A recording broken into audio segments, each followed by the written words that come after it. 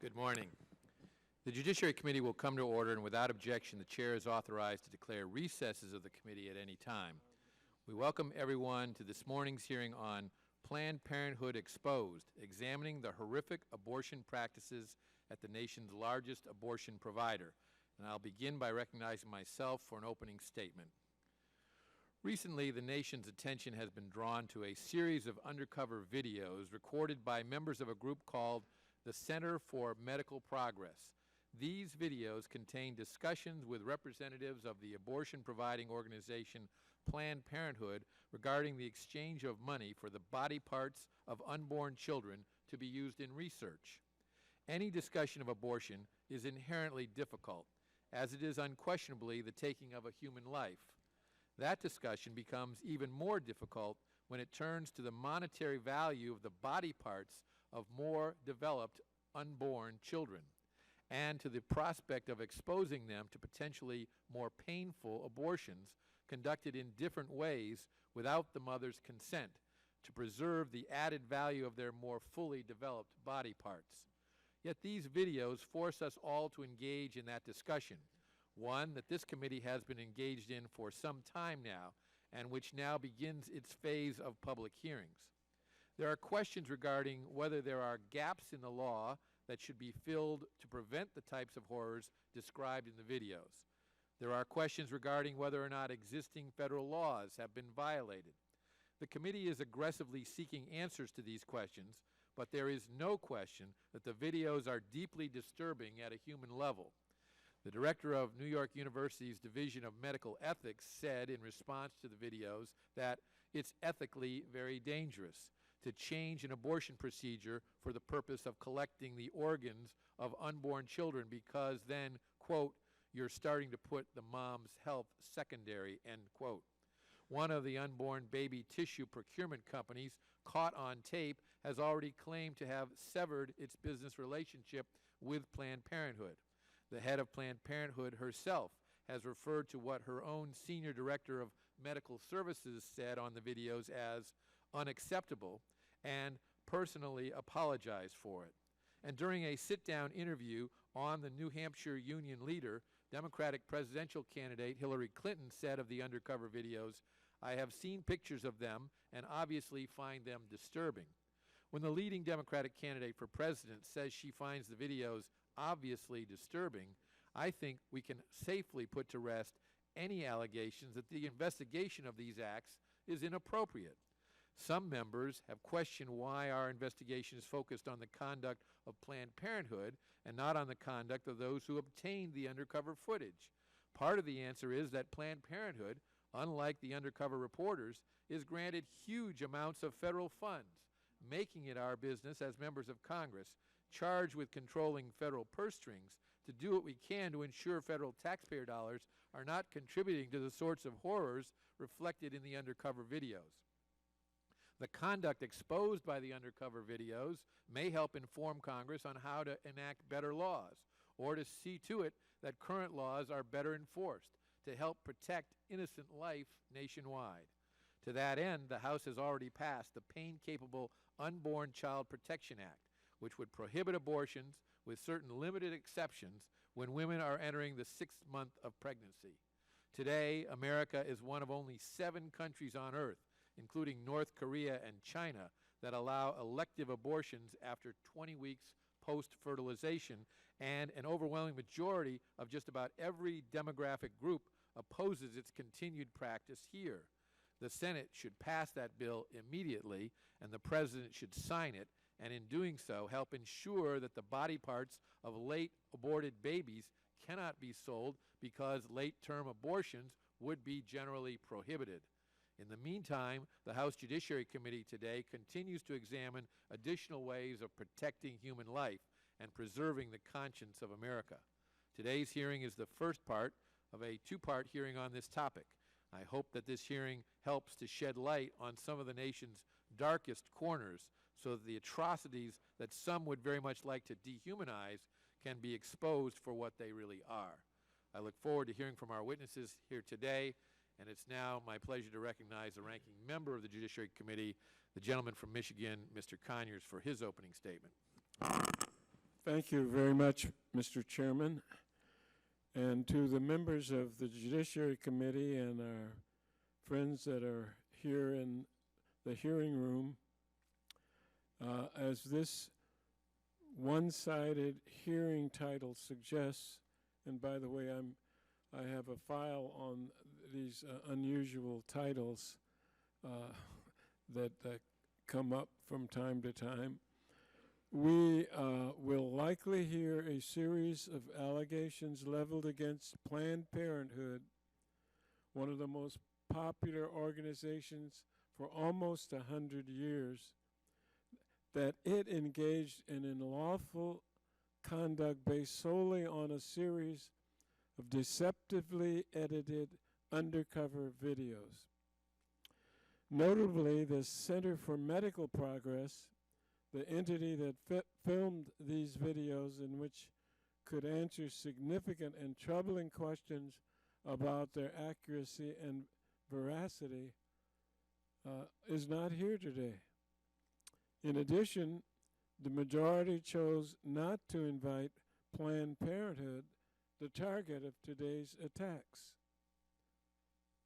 As we hear from our witnesses, we should keep in mind the following points. To begin with, there is no credible evidence that Planned Parenthood violated the law. The videos wrongly implied that Planned Parenthood sells fetal tissue and organs for profit. That is not the case.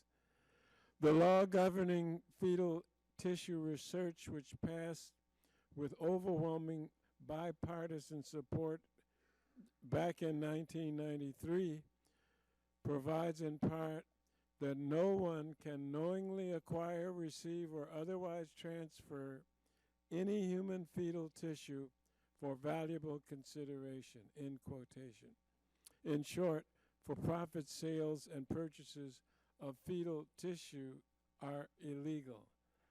Similarly, federal law prohibits for-profit sales and purchases of human organs. In both cases, however, valuable consideration does not include reasonable payments to cover certain costs associated with either fetal tissue or organ donations.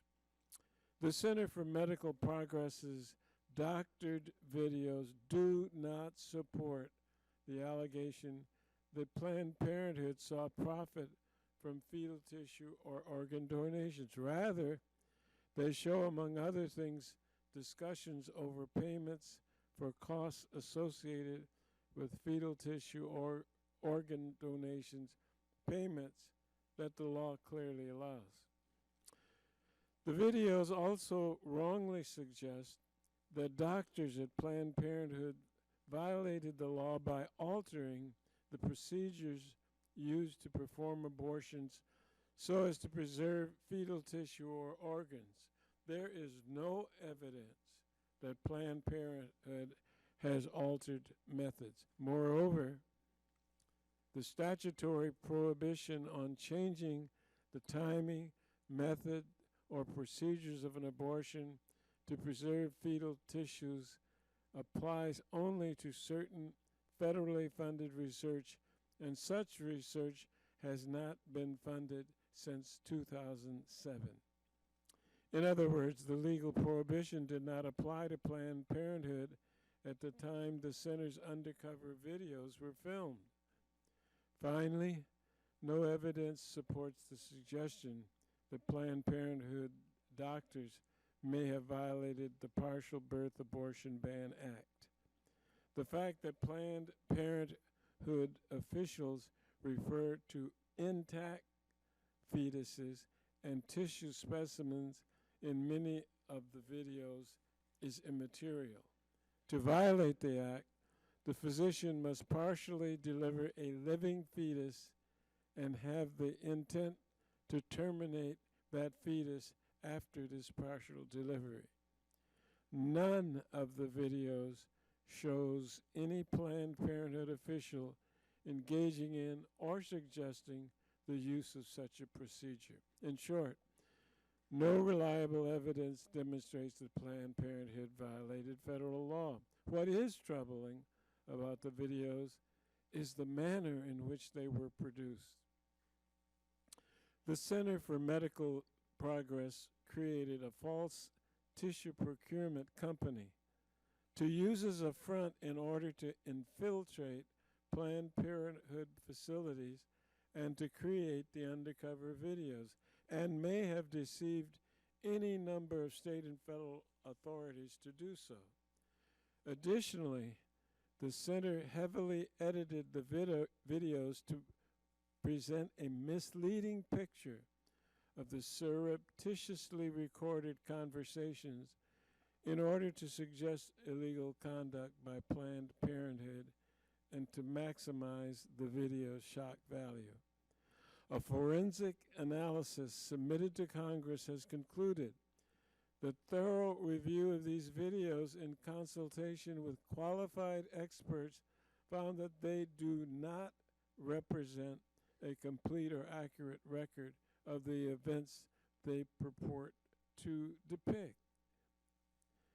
And even the alleged full footage released by the center includes, and I quote, cuts, skips, missing tape, and changes in camera angle, as well as more than 30 minutes of missing video, and took out the out of context so as to substantively and significantly alter the meaning of the dialogue. Finally, we must step back and look at the context in which this hearing itself is being held. The real purpose of the videos is to undermine one of the nation's leading providers of high-quality health care for women. Planned Parenthood serves 2.7 million Americans a year, and 1 in 3 women have used Planned Parenthood services by the age of 45.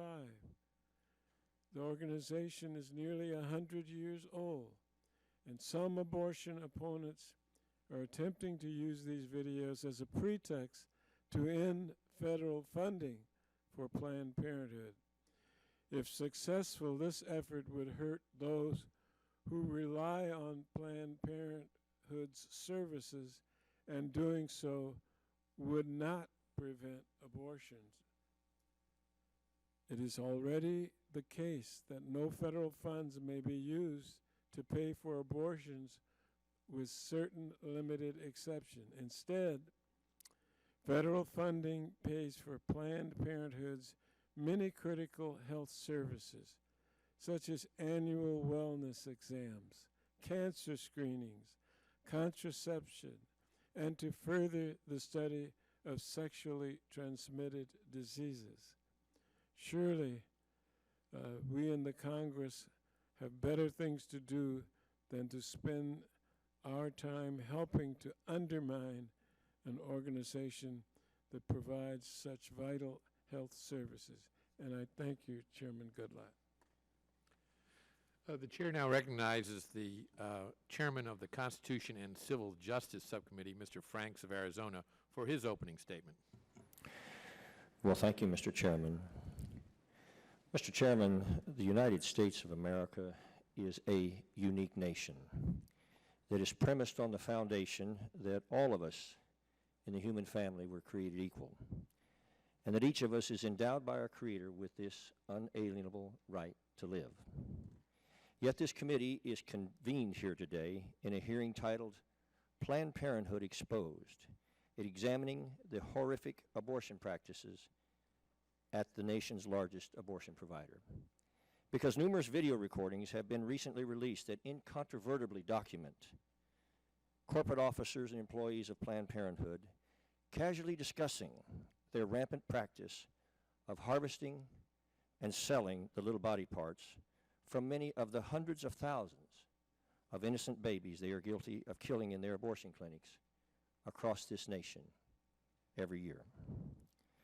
These video recordings irrefutably reveal officers of Planned Parenthood haggling over the price of these little organs and body parts. and casually describing ways of killing these little babies, often using much more painful methods like partial birth abortion, to make sure the saleable organs of these babies remains undamaged. One of these videos describes an incident where one of Planned Parenthood's employees calls one of the younger employees over to witness something that was, quote, kind of cool, unquote. That one of the baby's hearts was still beating. The older employee then said, quote, okay, this is a really good fetus, and it looks like we can procure a lot from it. We're going to procure a brain, unquote. And then using scissors, together the two employees, starting at the baby's chin, cut upward through the center of this child's face and pulled out the baby's little brain and placed it in a container where it could later be sold. Mr. Chairman, I find it so crushingly sad that the only time this little baby was ever held by anyone in his short life was by those who cut his face open and took his brain. Have we forgotten that it was not so long ago that authorities entered the clinic of Dr. Kermit Gosnell? They found a torture chamber for little babies that describes, it really defies description within the constraints of the English language. The grand jury report at the time said, quote, Dr. Kermit Gosnell had a simple solution for unwanted babies. He killed them. He didn't call it that. He called it ensuring fetal demise. The way he ensured fetal demise was by sticking scissors in the back of the baby's neck and cutting the spinal cord. He called it snipping. Over the years, there were hundreds of snippings, unquote. Ashley Baldwin, one of Dr. Gosnell's employees, said she saw babies breathing, and she described one as 2 feet long that no longer had eyes or mouth, but in her words was making this screeching noise, and it, quote, sounded like a little alien.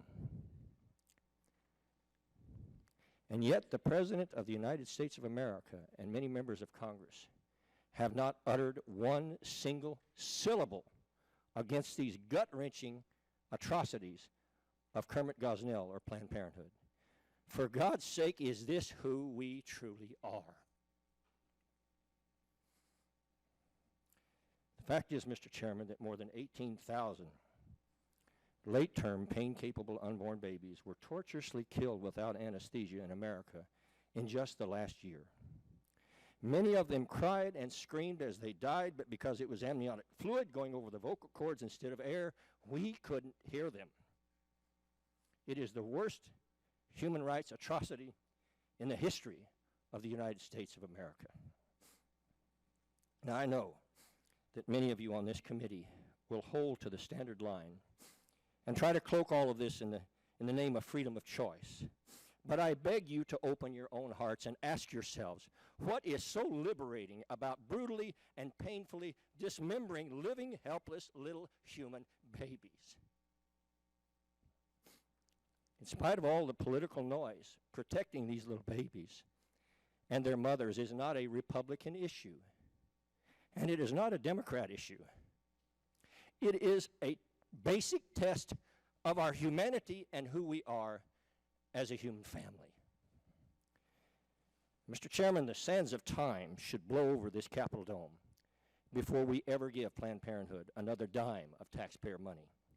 And in the name of humanity, Democrat senators should end their filibuster against the Pain-Capable Unborn Child Protection Act in the U.S. Senate, because passing it would prevent the vast majority of these evil acts by Planned Parenthood. These videos have now so clearly shown to the entire world. With that, I yield back, Mr. Chairman. The chair thanks the gentleman and now recognizes the ranking member of the Constitution and Civil Justice Subcommittee, the gentleman from Tennessee, Mr. Cohen, for his opening statement. Thank you, Mr. Goodlatte. First, I want to say that this is one of the issues that divides this country and has for 40-some-odd years. It divides this committee. I respect my Republican colleagues, Mr. Frank in particular, who have a strong held position.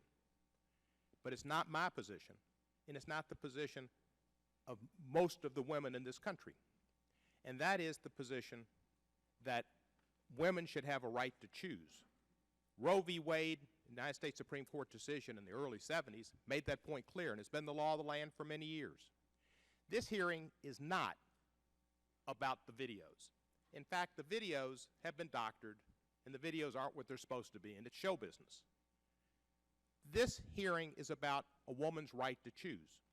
And many people who, for their honest beliefs, feel should be a litmus test of a politician's life and support for quote-unquote life and human beings. They want to outlaw abortion, and they won't be happy until abortion is outlawed in the United States of America. That's what this hearing's about. And if you'll notice, the testimony has been about abortion, and that issue is raised again. Planned Parenthood is simply a group that does 3% of its work, abortion. 97% of its work is about health for poor women, health care, screenings. 2.7 million women a year get that health care. That is so important. My district is a poor district, and a lot of women in my district get their health care, primary female health care, from Planned Parenthood. And to cut off federal funding would deny them that health care. I know that won't make a big difference to many on the other side. For none on the other side voted for the Affordable Care Act, even though it is a growth out of two of the great presidents of the Republican side, Teddy Roosevelt and Richard Nixon, both of whom espoused it. But not a one voted for the Affordable Care Act. The Affordable Care Act helps women get health care, but because some on the extreme side, particularly in the South, and legislatures and governors have not expanded Medicaid to many women who need health care, which they can do at no cost and a great fiscal as well as fiscal benefit to their states, have denied health care to women. This would further deny health care to women. You cannot get, Planned Parenthood cannot use, because of law, been on the books since the 70s, any federal funds for abortion. That's outlawed unless it's the life of the mother, incest, exceptions, rape, incest, life of the mother. With the exception of those three exceptions, you can't use federal funds for abortions anyway. So we're talking about a nullity. This is the government takeover of health care, the death panel in health care, the Benghazi of health care hearing. It's a way to get attention to an issue that these people want to highlight. I don't doubt their sincerity in wanting to highlight it. But it's just wrong in 2015. We should be going forward and not backwards in this country. And to a lot of people who say we want to take back our country, what they say is they want the country of Dwight Eisenhower, a fine man who operated at a time before civil rights, before women's rights, before gay rights, before people had opportunities independent of physical characteristics or sexual orientation. America has moved forward, and it's not going to go backwards. It's a new America, and you're not going to get that America back. I loved Ricky Nelson and Ozzie, but their history, it's gone. It's a new America. And this hearing is about eliminating and overruling Roe v. Wade. It's about partial birth abortion. It's about abortion, period. There are 143, I believe it is, labor, civil rights, and civil liberties groups that say that this hearing should not necessarily be held, and they oppose these efforts to defund Planned Parenthood. And I'd like to enter into the record a list of these groups, if that's okay, Mr. Chairman. Without objection, that we made a part of the record. Great. I value the Republicans' opinions. They are strong felt, and I understand that. And there's a big difference in this country. But for me, Planned Parenthood is part of my DNA. It is one of the finest organizations in this country. It helps women, women of color, poor women, and it gives them choice, as the Supreme Court gave them choice. It's about upholding the law of the land. A lot of people here wouldn't want the law of the land to be held up in that county in Kentucky where some woman refused to do what the Supreme Court told her, and they made her a hero. I say fund Planned Parenthood. It doesn't deliver abortions with federal funds. This hearing is about abortion, and I support Roe v. Wade. And I yield back the balance of my time. Without objection, all other members' opening statements will be made a part of the record. We welcome our distinguished witnesses today, and if you'd all please rise, I'll begin by swearing you in.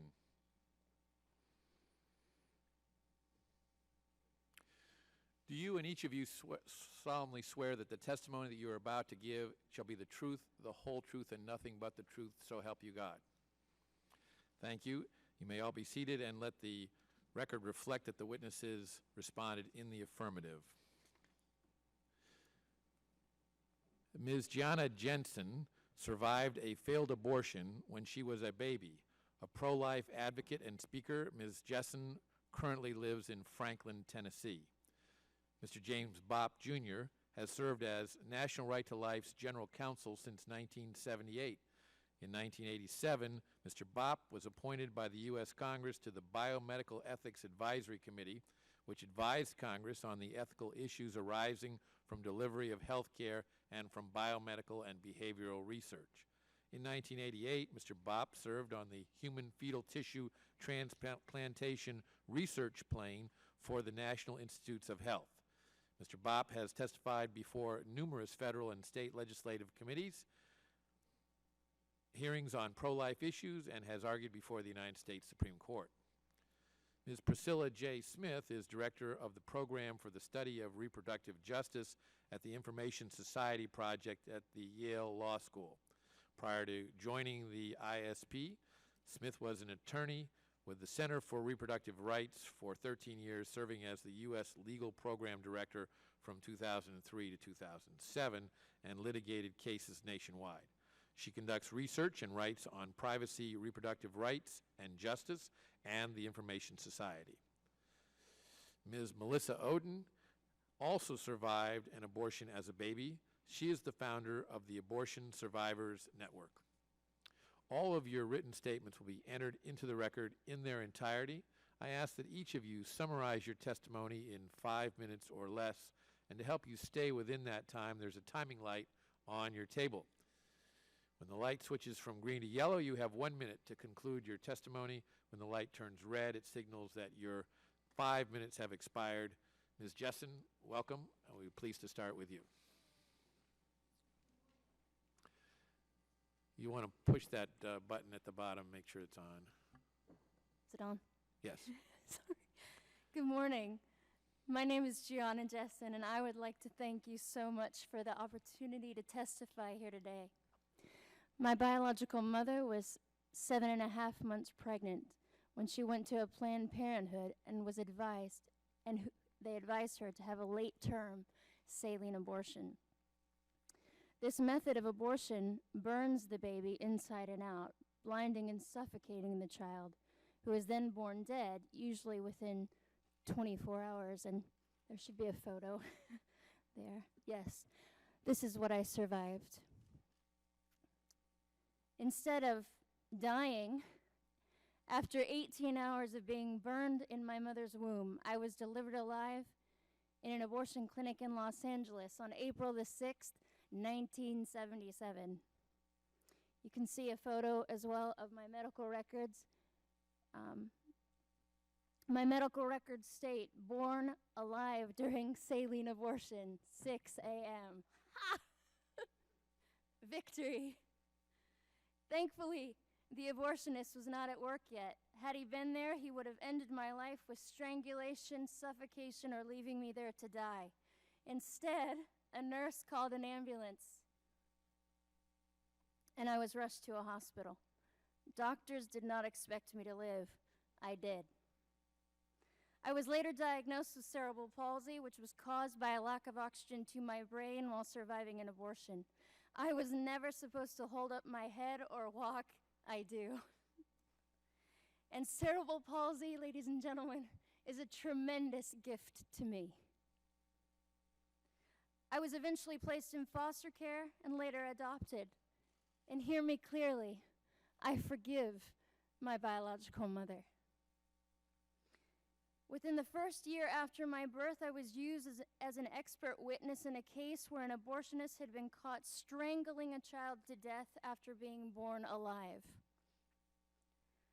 Margaret Sanger, the founder of Planned Parenthood, said the following: The most merciful thing that a large family does to one of its infant members is to kill it. Planned Parenthood is not ashamed of what they have done or continue to do, but we will have to give an account as a nation before God for our apathy and for the murder of over 50 million children in the womb. Every time we falter in courage as individuals and fail to confront this evil, I wonder how many lives have been lost in our silence while we make sure we are lauded among men. And that we don't offend anyone. How many children have died and been dismembered and their parts sold for our ego, our convenience, and our promiscuity? How many Lamborghinis were purchased with the blood of innocent children?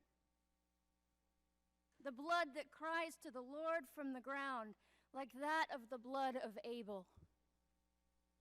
Not one of them, ladies and gentlemen, is forgotten by him. I would ask Planned Parenthood the following questions 38 years later. I would ask them these questions. If abortion is about women's rights, then what were mine? You continuously use the argument, if the baby is disabled, we need to terminate the pregnancy, as if you can determine the quality of someone's life. Is my life less valuable due to my cerebral palsy? You have failed in your arrogance and greed to see one thing. It is often from the weakest among us that we learn wisdom. Something sorely lacking in our nation today, and it is both our folly and our shame that blinds us to the beauty of adversity. Planned Parenthood uses deception, the manipulation of language, and slogans such as a woman's right to choose to achieve their monetary aims. I will illustrate how well they employ this technique with the following quote. The receptivity of the masses is very limited. Their intelligence is small, but their power of forgetting is enormous. In consequence of these facts, all effective propaganda must be limited to a very few points and must harp on these in slogans until the last member of the public understands what you want him to understand by your slogan. Adolf Hitler. We often hear that if Planned Parenthood were to be defunded, there would be a health crisis among women without the services they provide. This is absolutely false. Pregnancy resource centers are located nationwide as an option for the woman in crisis. All of their services are free and confidential. They can be reached by texting helpline to 313131. There is access to vital exams for women other than Planned Parenthood. We are not a nation without options. Planned Parenthood receives $500 million of taxpayer money a year to primarily destroy and dismember babies. Do not tell me these are not children. A heartbeat proves that. So does 40 ultrasounds, so do I. And so does the fact that they are selling human organs for profit. Do not tell me this is only a women's issue. It takes both a man and a woman to create a child. And to that point, I wish to speak to the men listening to me. You are made for greatness. You were born to defend women and children, not to use and abandon us, nor sit idly by while you know we are being harmed, and I am asking you to be brave. In conclusion, let me say, I am alive because of the power of Jesus Christ alone, in whom I live, move, and have my being. Without him, I would have nothing, and with him, I have all. Thank you. Thank you, Ms. Jessen, for that compelling testimony. Mr. Bob, welcome. Thank you, Mr. Chairman, and I appreciate the opportunity to speak.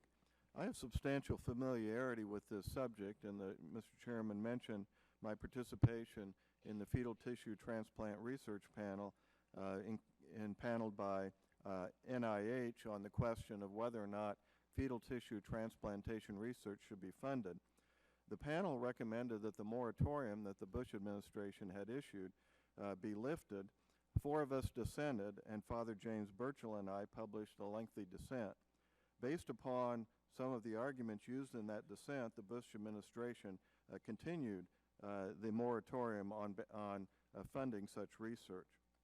Based on the information that has come to light through the investigative reporting of CMP, it is apparent that Planned Parenthood fetal tissue procurement practices violate federal and state laws when applicable, ethical and moral principles, and their own guidelines and promises to their patients. There are reasons why this happens, and it is frankly inevitable. First, Planned Parenthood believes that the unborn has no human rights and can be killed at will at any time during pregnancy with the consent of the mother.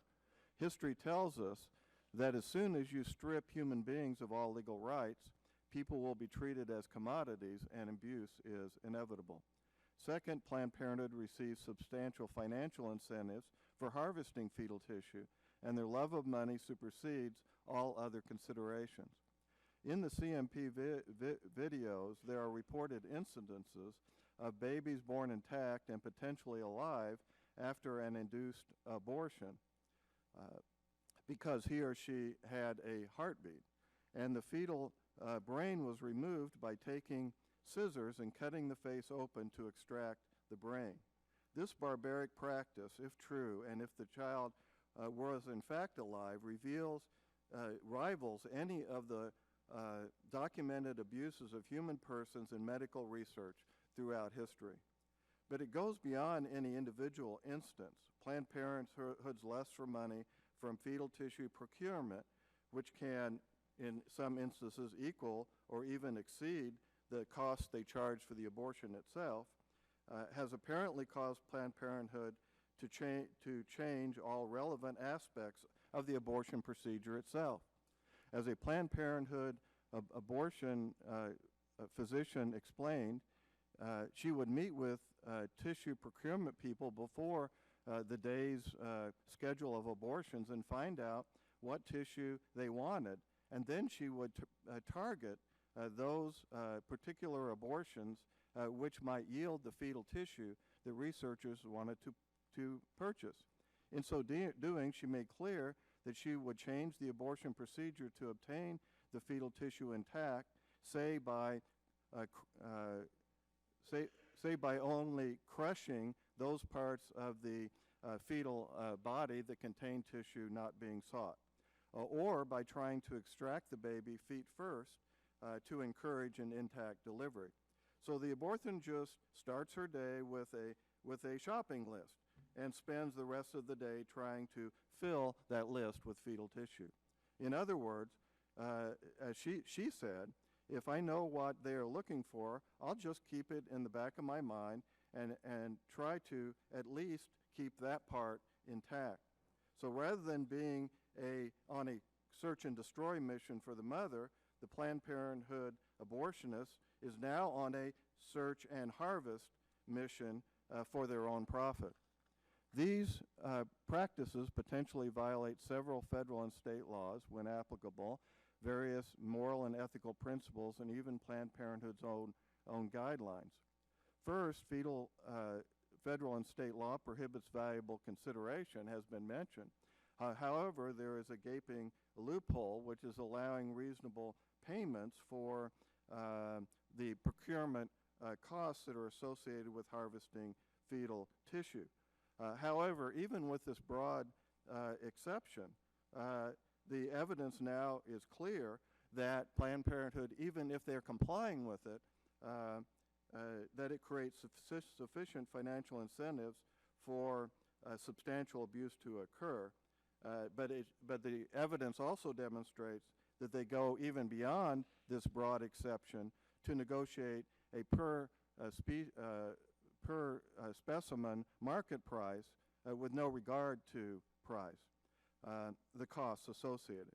Planned Parenthood also readily changes the abortion procedure to gain more fetal tissue to sell, which would certainly violate federal law for funding of fetal tissue transplantation research, which admittedly has not occurred since 2007.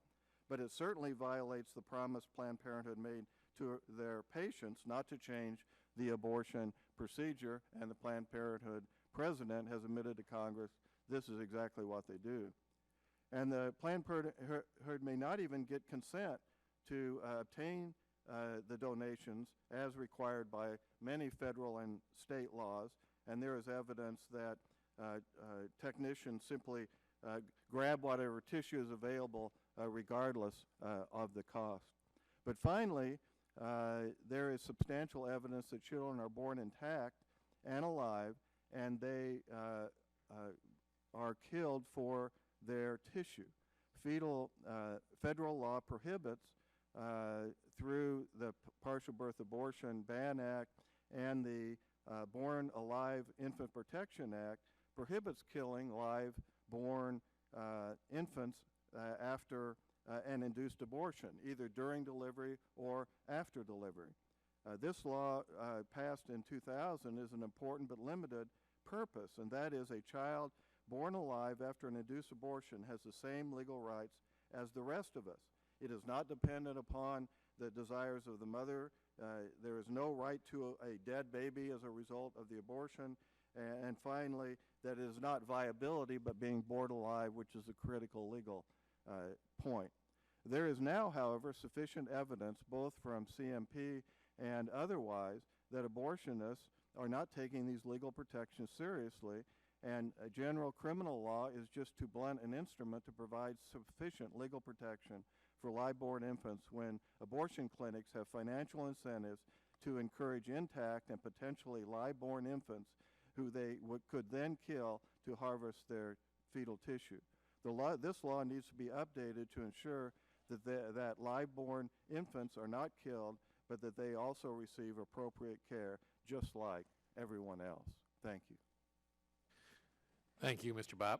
Ms. Smith, welcome.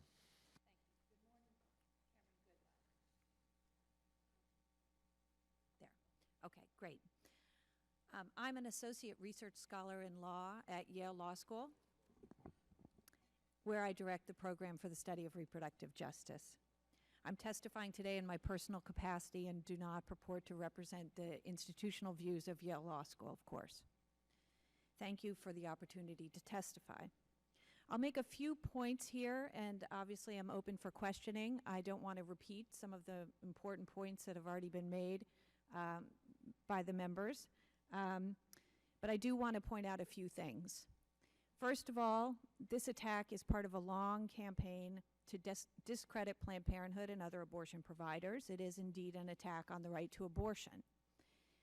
But Planned Parenthood has been a specific target of many of these types of attacks. And just since the year 2000, they've been the target of 9 similar smear campaigns using hidden videos or other recordings full of innuendo and false claims. Every single time, these allegations have been thoroughly investigated and debunked. Second, I'll make a quick comment on the videos. I'm very reluctant to rely on anything in these videos, given the findings of a team of forensic experts that's been submitted to this committee, which found that the tapes have been distorted and misleadingly edited, and as a result have no evidentiary value. This has also been recognized in a report issued this morning by the House Committee on Energy and Commerce, which also found that there is no evidence that Planned Parenthood or its affiliates have violated any federal or state laws. And this is after conducting a thorough investigation, questioning witnesses, and reviewing documents. I can comment, however, on the statutes as issued. As has been pointed out, the federal tissue statute does ban the sale of fetal tissue, but it specifically allows those who donate tissue to recoup reasonable reimbursements for costs, such as the cost of maintaining, storing, and transporting fetal tissue. These fetal tissue provisions were adopted with broad bipartisan support, passing by a vote of 93-4 in the Senate, for example. And Planned Parenthood officials specifically state in the videos, in numerous statements that were edited out of the short videos that were put on the web, that they are only seeking reimbursement costs, that they do not make profits from fetal tissue donation. And in fact, they refused contracts that were offered to them that offered unreasonable costs. There's simply nothing in the tapes that indicates a violation of the fetal tissue law. There are also these allegations that these misleadingly edited videotapes provide probable cause to believe that Planned Parenthood violates the Partial Birth Abortion Ban Act. Now, I'm intimately familiar with that act. I was lead counsel in the case challenging the act. The Supreme Court upheld the law over my objections and held that the law was narrowly interpreted to apply in situations to which intactness is completely irrelevant. So the allegations here are based mostly on repeated statements of the word intact in a sort of ominous manner, the word being repeated both by interviewees and interviewers, kind of law and order style in the videos. But intactness has no relevance. It's neither sufficient nor is it perhaps even required to establish a violation of the act. Instead, all that matters under the statute is whether at the outset of the procedure the physician had the intent to do two things: vaginally deliver a living fetus up to certain anatomical landmarks, and then, second, perform a step to cause fetal demise at that point. Now, the reason it was so limited was because interpreting it more broadly would have applied to many abortion procedures. And I'm not surprised that there's so much confusion about this partial birth abortion statute, because it was deceptively campaigned for in this Congress and to this Congress, and people were convinced it had something to do with banning late-term, post-viability abortions, to which it doesn't apply whatsoever. So again, there's no evidence that physicians at Planned Parenthood perform procedures in a way outlawed by the Act. Now, also, there are a number of questions that have been raised generally about the ethics of fetal tissue donation. When similar issues were raised during the Reagan administration, the National Institutes of Health convened a research panel of ethicists and scientists, those on both sides of the abortion issue. As Mr. Bob stated, he, in fact, was on that panel. It was also chaired by a former judge who was himself anti-abortion. And a decisive majority of that panel found that fetal tissue research was morally desirable because it held great medical promise and could be accomplished without incentivizing abortions in any way. And in fact, it has done so, and many advances, medical advances, have come from that research. I see that my time is almost done, so I want to skip to what I think is the really horrifying thing about this hearing. The horrifying thing here is the mismatch between the allegations and concerns here about abortion, about fetal tissue research, and what is being considered, which is defunding Planned Parenthood's non-abortion related services. As Judge Kavanaugh of the D.C. Circuit explained recently in his dissent from the denial of rehearing en banc in Priests for Life, providing seamless access to contraceptives, which is a large portion of what Planned Parenthood does, reduces the number of unintended pregnancies. It furthers women's health. It advances women's personal and professional opportunities, reduces the number of abortions, and helps break a cycle of poverty. So the horrible irony here is that defunding Planned Parenthood would rather increase the number of unintended pregnancies and drastically, I fear, increase the number of abortions that are necessary in this country. Thank you. Ms. Oden, welcome. Thank you so much for your time this morning, Mr. Chairman and representatives. 327,653. This is the number of abortions that Planned Parenthood's 2014 fiscal report lists as being completed that year.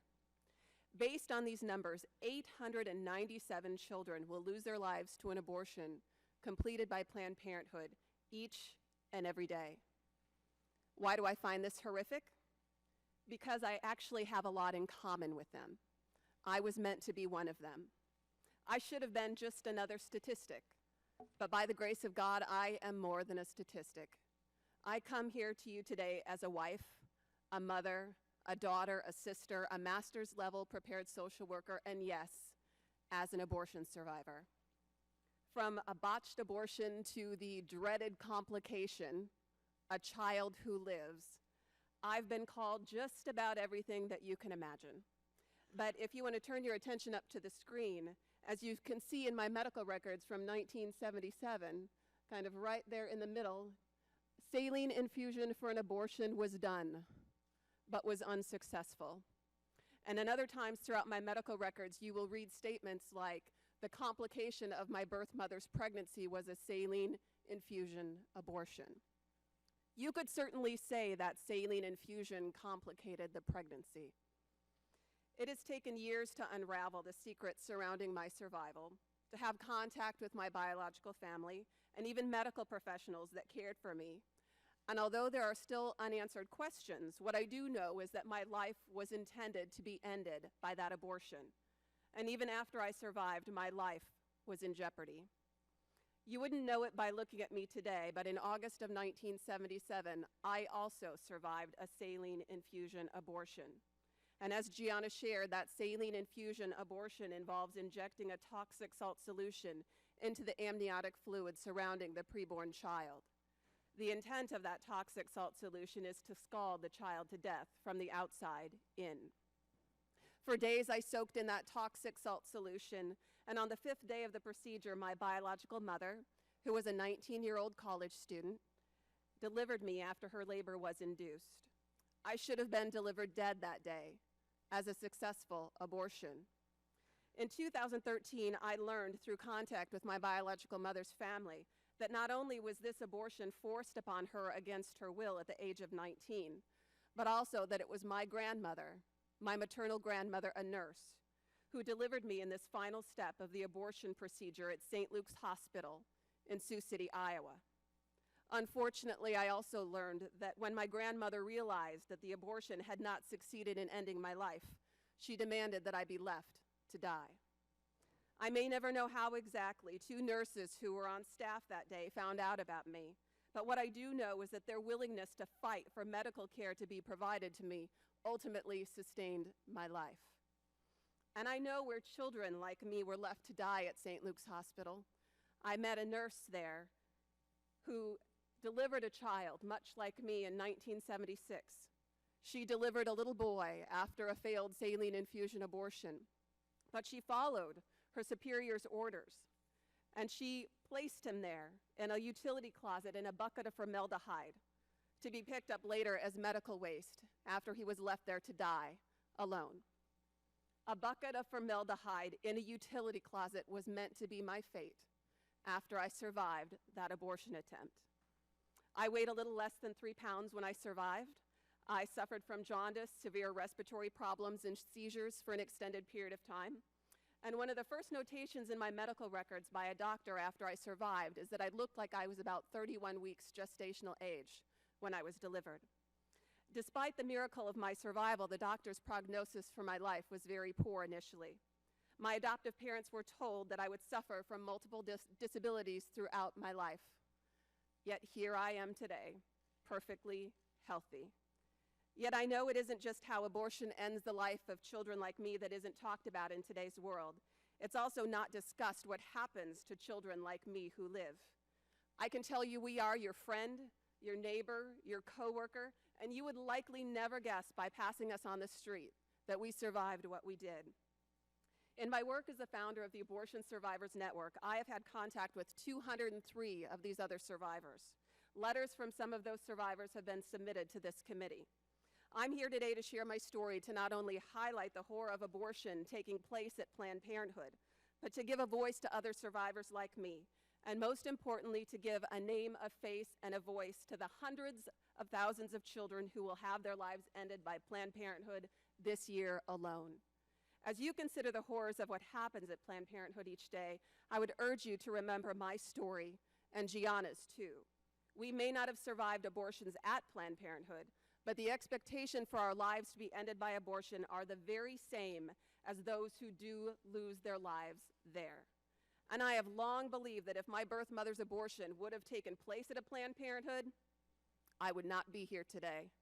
Completing over 300,000 abortions a year provides them with the experience to make sure that failures like me don't exist. As a fellow American and as a fellow human being, I deserve the same right to life, the same equal protection under the law as each and every one of you.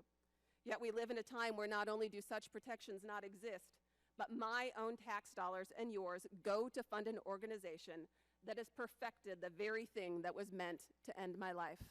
And this must end.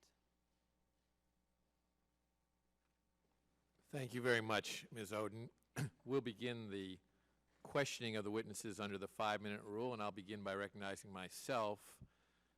We will hear a lot today about efforts to sanitize the discussion of what takes place with regard to late-term abortions, which were the subject of the videos that have been made public.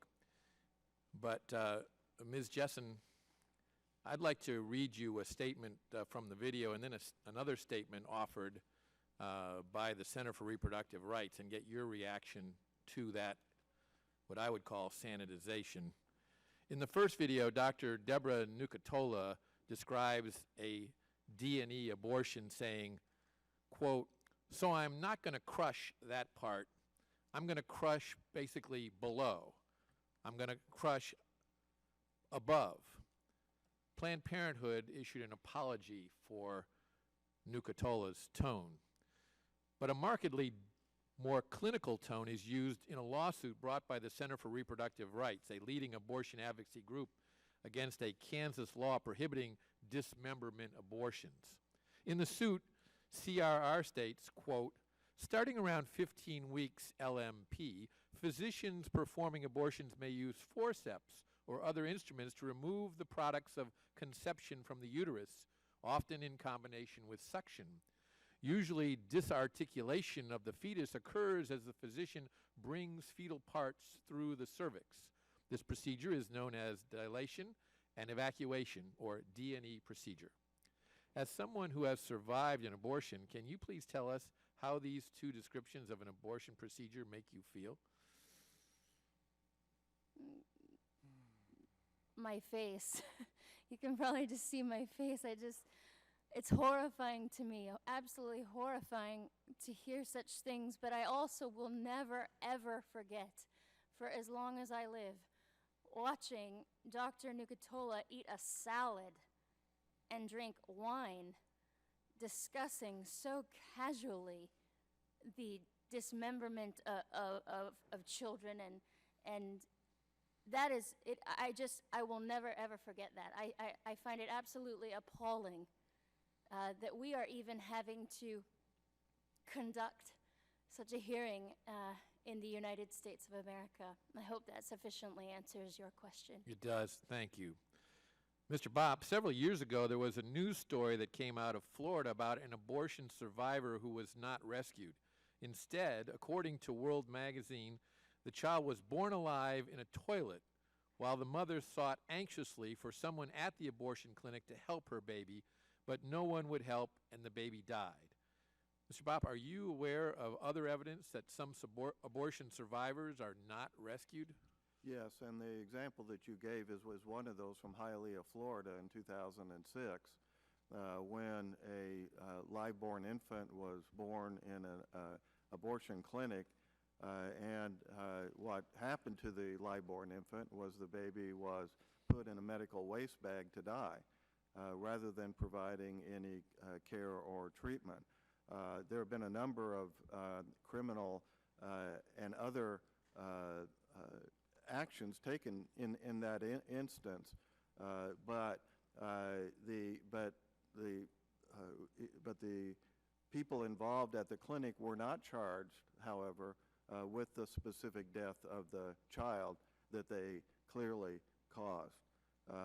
You know, there's been other instances in the Kermit Gosnell case when, of course, he was killing born infants or partially born infants using scissors and by thrusting them into the back of the neck of the child. You know, you don't do that if the baby's dead. You only do that if the baby's alive. And of course, we don't know for sure whether that was while the baby was still in the womb partially or was in fact outside of the womb. Thank you, Mr. Bopp. Ms. Smith, in the precursor to the Gonzalez case, the case of Stenberg versus Carhart, Justice Kennedy dissented from the decision to strike down the partial birth abortion ban, which was later upheld in the Gonzalez case in a different ban. A different version, yes. That's right. He described at length the testimony provided by abortionist Leroy Carhart about the alternate D&E method or dismemberment procedure. The fetus can be alive at the beginning of the dismemberment process and can survive for a time while its limbs are being torn off. Dr. Carhart agreed that when you pull out a piece of the fetus, let's say an arm or a leg, and remove that, at the time just prior to removal of the portion of the fetus is alive. Dr. Carhart also has observed fetal heartbeat via ultrasound with extensive parts of the fetus removed, and testified that mere dismemberment of a limb does not always cause death because he knows a physician who removed the arm of a fetus only to have the fetus go on to be born as a living child with one arm. At the conclusion of a D&E abortion, no intact fetus remains. In Dr. Carhart's words, the abortionist is left with a tray full of pieces. Justice Kennedy said, the fetus, in many cases, dies just as a human adult or child would. It bleeds to death as it is torn from limb. Ms. Smith, do you believe this practice represents a humane way to die?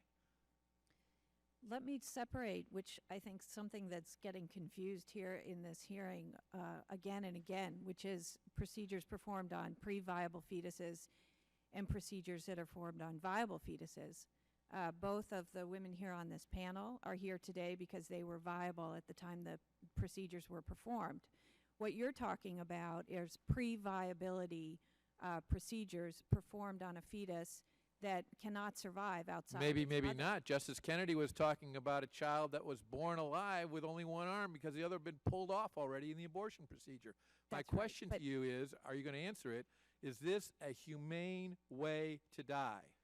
I believe for a fetus, pre-viable fetus, yes, a D&E procedure is a very humane procedure, and it protects the woman and her health and safety more than any other procedure. And in fact, it was substituted Ms. Smith, for the I'm going to saline reclaim my time and just procedure. say that I have to say that your view of humanity and mine are different. I think And I will ask Ms. Justin and Mr. Bopp and Ms. Oden very quickly if you support, because you've already answered this question, if you support the Pain-Capable Abortion Act that has passed the House of Representatives and is awaiting action in the United States Senate. Mr. Bopp? Yes, it is necessary for a number of reasons and pertinent to this. It would prevent many of the instances I just described to the three of you, would it not? It would, and could also prevent some of the instances, because we don't know for sure the gestational length of the child in some of the instances in the videos, but it could have also prevent some of them. Correct. Ms. Jessen? I'm speechless with Ms. Smith's reply that she thinks that's a humane way to die. I support. Ms. Oden? Yes, I too support the Pain Capable Act, and I want to make it clear, though, I want abortion to be unthinkable in our country. I want us to not even have to have a conversation about another act. Thank you. I agree. Mr. Conyers, the gentleman from Michigan is recognized for his questions. Thank you, Mr. Chairman. I thank all the witnesses for being here today. But I want to direct my discussion with Ms. Smith. You note in your written testimony that Section 289G 2A prohibits the transfer of any human fetal tissue for valuable consideration, but that the videos do not explain that the law specifies that valuable consideration does not include reasonable payment reimbursing costs. would an individual watching these videos have any idea that the law excludes the reimbursement of reasonable costs? No, I think they would not, and I think they're very deceptive in that regard, so that they juxtapose discussions of money with the text of the Yes. ban on valuable consideration. It makes it appear that the money that's being discussed is the, quote, valuable consideration that's banned. There's no mention of the reasonable payments provision in the Act and the allowance for reimbursement of reasonable reimbursement for reasonable expenses.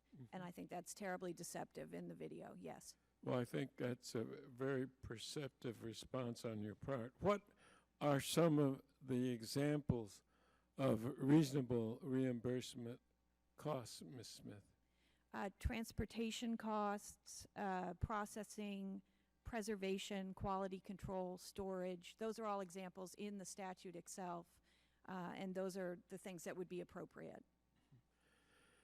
Thank you. You note that fetal tissue research has provided innumerable medical benefits and has saved lives. Could you please explain what these medical benefits have been? Yes, in fact, in addition to the early polio vaccine in the 1930s, that was actually a result of fetal tissue research. There are more recent examples, and the Department of Health and Human Services has called fetal tissue research vital to the improvements that are being made in some very important areas, such as retinal degeneration, Parkinson's, ALS, infectious diseases, developmental disorders, autism, schizophrenia, diabetes. So there are many, many areas in which fetal tissue research has proved important, and we are actually seeing lives being saved because of it and lives improved because of new treatments. Thank you. Could you explain, please, Ms. Smith, the ramifications for women if their access to abortion services is further restricted or ultimately denied? Yes, I think one of the things we're seeing recently is a new wave of attack on abortion access in particular. So a number of, an unprecedented number of restrictions have been enacted in the last 4 years by state legislatures, which have been designed really and have resulted in the closure of many clinics throughout the country. So Texas in particular, as has been in the news quite often, has seen the number of clinics there closed by half. There are states that have only one abortion provider for all residents in the state, like Mississippi and North Dakota. And in those states, women are just simply unable, and many women are unable to get abortions. They can't travel the distance required to obtain abortions. And the result of that is women with pregnancies that they don't wish to carry to term. Some of them will suffer health impacts, and some of them, their lives will be endangered and they will get sick. But also, abortion is also equally important because, as the Supreme Court has recognized, it protects the ability of women to participate equally in the economic and social life of the nation. As Justice Ginsburg put it, abortion preserves a woman's autonomy to determine her life's course and thus to enjoy equal citizenship stature. And that's why I believe the Supreme Court got it right when it balanced the issues here involved and the interests in potential fetal life and the interests of the woman in her life and her health and her autonomy, and decided that abortion up to viability must be preserved. After viability, it can be, in fact, banned, but with exceptions for women's life and health. Well, In fact, it's an interesting one interesting note in Germany, for example. Abortion, the courts there recognized a right of the fetus to life, but at the same time, they recognized that the woman who carries that life in her uterus and carries it through, gestates it until it is fully developed, the woman has a greater right and thus abortions are legal in Germany. I want to thank you very much for your response to my questions, and thank you, Mr. Chairman. The chair thanks the gentleman. And before going to our next member, I want to make available for the record the following letters from other abortion providers, letters from other abortion survivors, and a letter submitted to the written record by Americans United for Life. Without objection, these will be made a part of the record. And I also want to clarify something that Ms. Smith said about the Energy and Commerce Committee. The report you refer to is a report of the minority of that committee and is by no means reflective of the work of the majority of the Energy and Commerce Committee. Mr. Thank Chairman, you for clarifying that. I just received it this morning, so. may I please introduce into the record the Planned Parenthood statement, as well as the Leadership Conference on Civil Rights and Human Rights statement. Without objection, those will be made a part of the record as well. And the chair now recognizes the gentleman from Wisconsin, Mr. Sensenbrenner, for his questions. Thank you very much, Ms. Smith. You've had a great deal of experience in litigating these questions. And could you please give the committee your definition of what constitutes infanticide? What constitutes, I'm sorry? I didn't hear the word. Infanticide. Infanticide? I think infanticide is when a baby is killed, an infant. Okay, now, assuming that the baby is born following a botched abortion and is alive, do you think that either killing the baby by commission or killing the baby by omission is infanticide? I think I would have to do more research on the state laws about in what. But we have a federal Yeah, Born there's Alive a federal Act. Born Alive so- Act that yeah. requires. So I would say it was a violation of the Born Alive Infant Protection Act not to take actions to preserve the life of a viable child.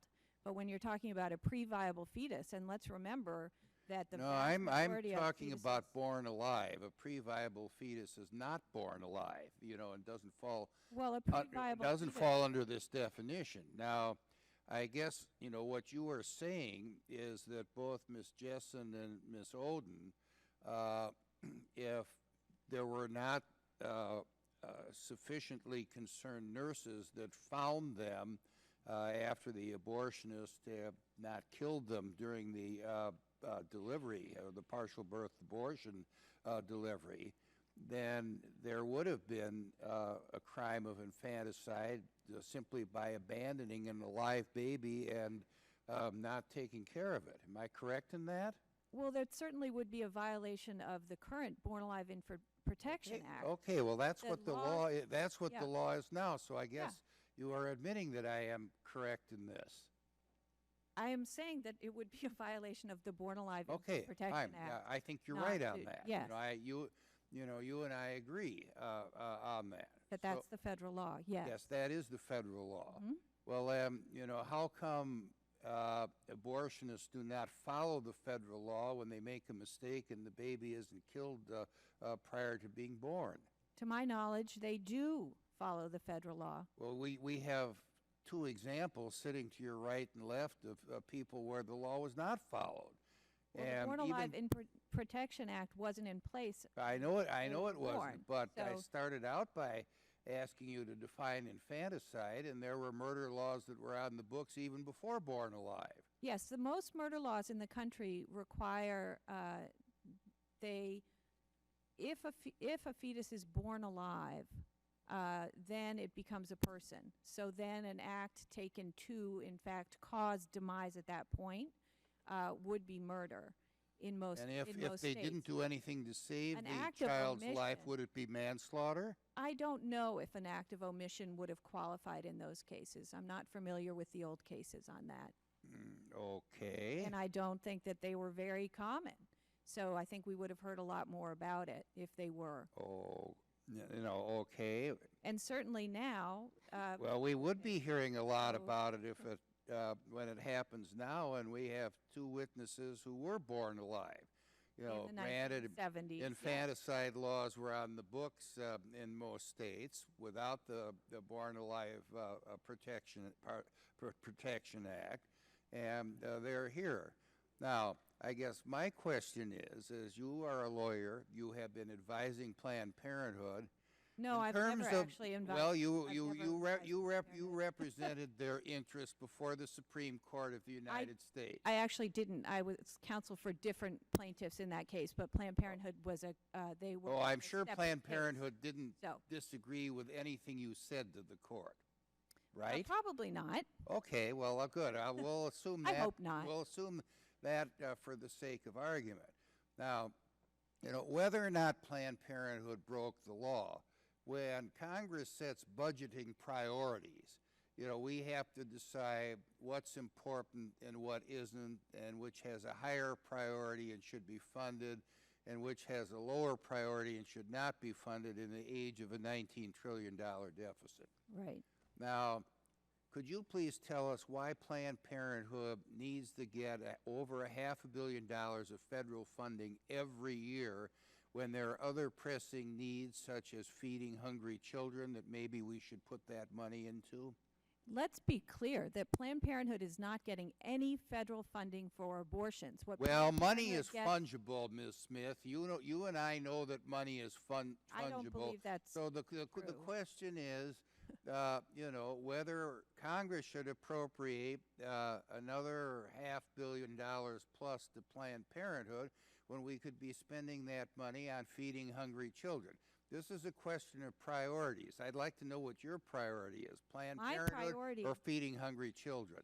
My priority, I think funding Planned Parenthood and the services it provides is equal to feeding children, because what Planned Parenthood does is preserve women's lives that are the mothers of those children. It provides contraception How can for they be women. the mothers of the children when children are aborted through Planned Parenthood? Because many women go to Planned Parenthood who have children and have families. In fact, even women who are obtaining abortions, 60% of women obtaining abortions in this country already have at least one, if not more, Okay. more children. Uh, So women well, are I guess often your mothers that get priorities are abortion. different than mine.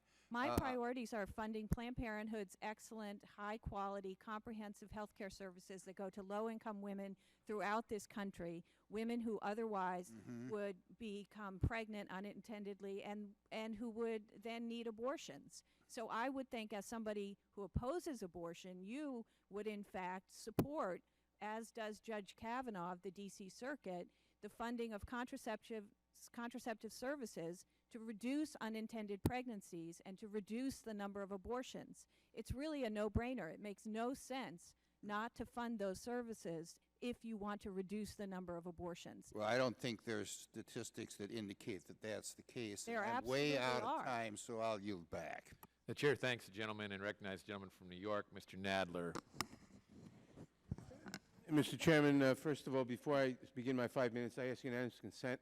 I ask unanimous consent to insert into the record a letter from 56 national faith-based and religious groups supporting Planned Parenthood. Without objection, they will be made a part of the record. Thank you, Mr. Chairman. Also, before I start my statement, I simply want to say, I want to clarify, when the Born Alive Infant Protection Act, whatever we called it, was brought before this committee, I surprised people by saying that I saw no point to opposing it, that it was a deliberate trap designed to entice pro-abortion groups into opposing it. It's already the law of the land against murder. Anyone who kills a child that has been born outside the womb, anyone who stands idly by and does not help it survive is guilty of murder or manslaughter, period, no questions asked, with or without the Born Alive Infant Protection Act. And this is, it was introduced simply to slander the abortion groups, to say that pro-abortion people support infanticide. We do not, obviously. Mr. Chairman, before I begin my questions, I would first like to express my dismay at the title given to this hearing, Planned Parenthood Exposed, Examining the Horrific Abortion Practices of the Nation's Largest Abortion Provider. The title alone is enough to call this hearing a farce. It is wrong and should be beneath this committee to state its conclusion without a shred of evidence and before we receive even a word of testimony. Perhaps the majority's conclusion explains why not a single representative from Planned Parenthood is here to testify about its practices. It may also explain why the chairman has chosen to ignore the request from ranking members Conyers and Cummings to suspend these one-sided investigations until they include the so-called Center for Medical Progress, which made the videos about which we have heard today. Of course, if we really wanted to hear about the practices of Planned Parenthood, we could have hours of testimony on the compassionate, comprehensive, and affordable health care services they provide women and families. But the majority is not interested in hearing that testimony. If you clear away the partisan rhetoric, it appears the chairman has called this hearing to examine how Planned Parenthood participates in fetal tissue donation, which Congress made legal with almost unanimous bipartisan support in 1993. In the years since, fetal tissue and cells have been used to make groundbreaking medical discoveries. If you want to find the cure for diabetes, for stroke, or for hundreds of other life-threatening illnesses, fetal tissues and cells are a necessary part of the research toolkit and a moral part. The laws surrounding fetal tissue donation are simple and clear. Planned Parenthood has consistently and clearly demonstrated that the affiliates who participate in fetal tissue research, which represent about 1% of all 700 Planned Parenthood health centers in just 2 states, comply with these laws, just as they comply with thousands of other federal, state, and local laws and regulations every single day. That should be the conclusion of this hearing. But instead, before any inquiry, this committee has already declared Planned Parenthood guilty and chosen to capitalize on the sensational, unsubstantiated smears made in a series of unethical, possibly illegal videos. The goal here is clear: to smear Planned Parenthood. Senator Joseph McCarthy would be proud of this committee today. Sadly, this is not the first time Congress has been drawn into this charade. Every time it follows the same pattern. Extremists tried to entrap Planned Parenthood into unethical or illegal conduct and then make sensationalist accusations. But in no time at all, the claims are debunked and the investigations find no wrongdoing. This pattern is being repeated here today. Mr. Bopp, I would like to walk you through some of that history with you. Were you aware, Mr. Bopp, that in 2012, anti-abortion groups released videos claiming to show Planned Parenthood was conducting sex-selective abortions? No. You're under oath, Mr. Bopp. I know what's in my mind, Congressman. So you're not aware of that? I was not aware of that. Then you're remarkably ignorant for someone in the field. And it was not true. Mr. Bopp, were you aware in 2011 that anti-abortion groups released videos claiming to show Planned Parenthood condoned sex trafficking and statutory rape? No. You're still under oath. And following the release of those videos, Republicans in Congress tried to cut off funding for Planned Parenthood and nearly shut down the government. Are you aware of that? Don't remember that they were connected in that way. Okay. But you remember that the two things occurred? You know, the older I get, the harder my memory. I'm trying to answer your question, Congressman. Yes or no? Do you remember or not? I don't know what your question is. Do you remember that following the release of those videos, Republicans in Congress tried to cut off funding for Planned Parenthood and nearly shut down the government? I've answered that question. Okay. But of course, and your answer was that the two things that that Congress tried to cut off funding for Planned Parenthood and that government was nearly shut down. You don't remember if they were connected. That's your in answer? that way, yes. Thank you. But of course, Planned Parenthood had already reported the actors claiming to be sex traffickers to the FBI. So once again, not true. The list goes on. In 2010, videos falsely claimed women were pressured into abortion. Not true. 2009, false claims about clinics avoiding parental consent. Not true. 2002, false claims about statutory rape. Not true. And for a real sense of deja vu, in 2000, videos were released claiming Planned Parenthood was participating in illegal tissue sales. But of course, when the man who made those videos came before Congress, he totally recanted his testimony, and an FBI investigation did not lead to any charges against Planned Parenthood. Again, not true. Mr. Bopp, were you aware of that hearing? I don't recall it. Okay. What is true is that the people who made these videos are liars in a long line of liars. It is true that if you had a shred of real evidence that Planned Parenthood is breaking the law, you would have taken it to a state or a federal prosecutor right away. But you didn't. Mr. Chairman, if you had even a bit of real confidence in the man who made these videos, you would have brought him here to testify before this committee. But you didn't, and you don't have that confidence. The fact is, this is all a farce designed to shame women for exercising their constitutional right to an abortion, to scare abortion providers into ending their services, and to eliminate options for women to access health services. This is all based on lies, knowingly based on lies. I hope the majority comes to its senses and realizes they have fallen into the same sad pattern of lies and lies that we have seen for more than a decade. I yield back my time.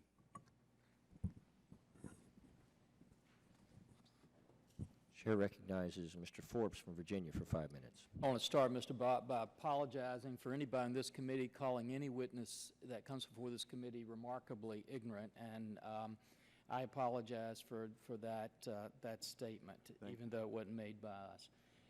I can understand the voices on the other side of this committee who would say, please don't look at the video. This is not about the video. We don't want to talk about the acts in the video, kind of like the Wizard of Oz. Pay no attention to the man moving those levers behind there. What I cannot understand is that those same voices cannot say that there is no act that's too far. There's no act that's too brutal.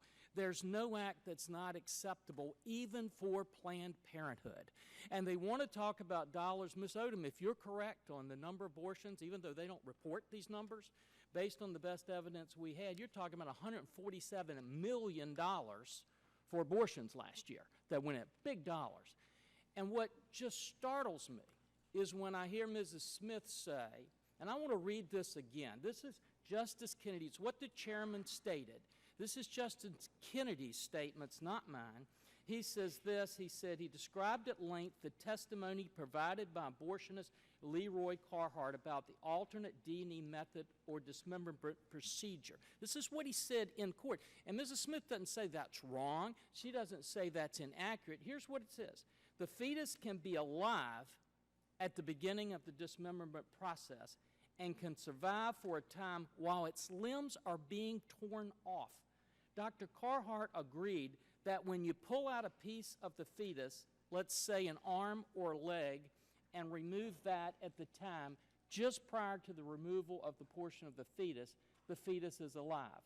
Dr. Carhart has observed fetal heartbeat via ultrasound with extensive parts of the fetus removed and testified that mere dismemberment of a limb does not always cause death because he knows of a physician who removed the arm of a fetus only to have the fetus go on to be born as a living child with one arm. At the conclusion of a D&E abortion, no intact fetus remains. In Dr. Carhart's words, the abortionist is left with a tray full of pieces. And then Justice Kennedy goes on, in a Supreme Court case, the fetus in many cases dies just as a human adult or child would. It bleeds to death as it is torn limb from limb. And to say that you support a woman's right to choose is one thing. To say that you might want to give health care to people is another thing. But for anybody to say that procedure and what you just described is humane, that doesn't go too far, that's not too brutal, that is humane and acceptable, just defies my imagination. I couldn't imagine that happening to one of my pets, much less a unborn child. And then when I look, Mrs. Smith, I know you state that you're with, you're Associate Research Scholar in Law and Senior Fellow and Director for a Program for the Study of Reproductive Justice at Yale Law School, and I know you're here in your own personal capacity today. But I just wonder, does Yale have any study for the rights of individuals like Mrs. Jessen or Miss Odom to be born without cerebral palsy? Because there was a lot of questions when Mr. Sensenbrenner was raising those issues a while ago that are apparently unanswered. Are there any such studies up there that would dare suggest the right of one of these children not to be born with one arm? And Mr. Chairman, that's what just baffles me about this, not that we have disagreements, but that none of those voices that cry out, don't look at this act, don't look at this act, can find no point that's too far, no point that's too brutal, no point that's inhumane, and then they dare suggest that we are extreme. And with that, Mr. Chairman, I just thank you for this hearing, and for our witnesses coming here today, thank you for being here, and I yield back. Thank you, Mr. Forbes.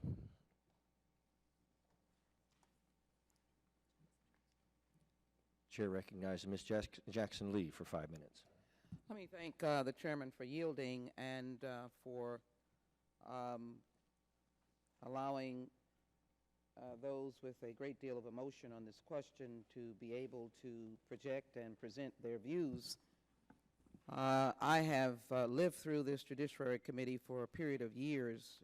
To the witnesses that I have been through eons of these hearings, starting back in the 1990s on a medical procedure that saved the lives of women that were called the partial birth abortion. Let me say to the witnesses, I have the greatest respect for your viewpoint, and I'm grateful for you being here, grateful for your life, and grateful for your passion. As an aside, let me say that as a graduate of Yale undergraduate, and being very familiar with Yale Law School, I know that the law school is one of the premier teachers of the Constitution and well recognizes the rights of all people, and would venture to say that there are individuals with different thought from you, I would imagine, Professor Smith. Absolutely. And therefore, to my colleague, yes, Yale Law School and Yale undergraduate schools produce individuals that have a great concern for the Constitution of this nation. So let me begin my questioning and to ask Mr. Bopp, would you join in a request to the Director of the National Institutes of Health to suggest convening a expert panel to relook at expert panel on fetal tissue research? Would you join in that request? I haven't considered that question. Well, would you? I'm giving it to you now. I'm not prepared you, to testify under oath whether I agree with that or not. I'm sorry, pardon me? Do you think it's a good idea if we have such a dispute here about fetal tissue research? Would it be a good idea? Well, you know, I served on a panel that I thought fairly explored the issue that came to conclusions that I believe were not warranted and that history has proven were fallacious. So you would not be interested in having a review? I Let me don't say know that what I thank you for your answer. don't Let know me what say benefit that would be. I thank you for your answer. Let me say that the Planned Parenthood is complying with the Fetal Research Commission under President Reagan. You may have been one of those that did not agree, but I would argue that the consensus came out and the panel found that it was an acceptable public policy to support transplant research with fetal tissue, and as well developed a guideline that said the research in question is intended to achieve significant medical goals. Professor Smith, is it not true, and this question has been asked again, but I think it should be asked over again, that out of this long journey of fetal tissue research, the impact in medicine has been overwhelming, dealing with issues of polio, measles, rubella, Rh disease? The use of fetal tissue cell lines has helped these vaccinations, normal human development in order to gain insight into birth defects and other developmental diseases. Has this come to your attention, Professor Smith, that fetal tissue research in the medical science has generated this kind of productivity? Absolutely. And in actuality, the proponent of these videos was actually trying to highlight the ugliness of what is misdirected, which is the harvesting of organs, which that was not the case. Let me ask you this question, Mr. Bopp. Are you aware of how Mr. Dayton was able to engage in these false and misdirected, distorted, and maybe criminal videos? Do you know how he was able to do that? I've been advised by the committee staff that this hearing is not on that subject, and I should not comment. Well, I'm not sure how the comment. committee staff could tell you it's not on that subject, because the videos are all in the letters that have been sent by the 3 Republican chairs of the committees that are engaged in it. So let me just say to you what he actually did. He stole the identity of the president of the Feminist Club at Mr. Dalayden's high school. When he was asked to participate in a lawsuit, Mr. Dalayden invoked his Fifth Amendment right to refrain from self-incrimination in response to this lawsuit. That doesn't sound like a man who has any truth to stand on. Might I ask you, Professor Smith, if you would, the question was asked to you about whether or not Planned Parenthood does anything good with respect to women's health. Would you recite that again for me? That's separate from the limited right to abortion under the Roe v. Wade. Do they not engage in women's health?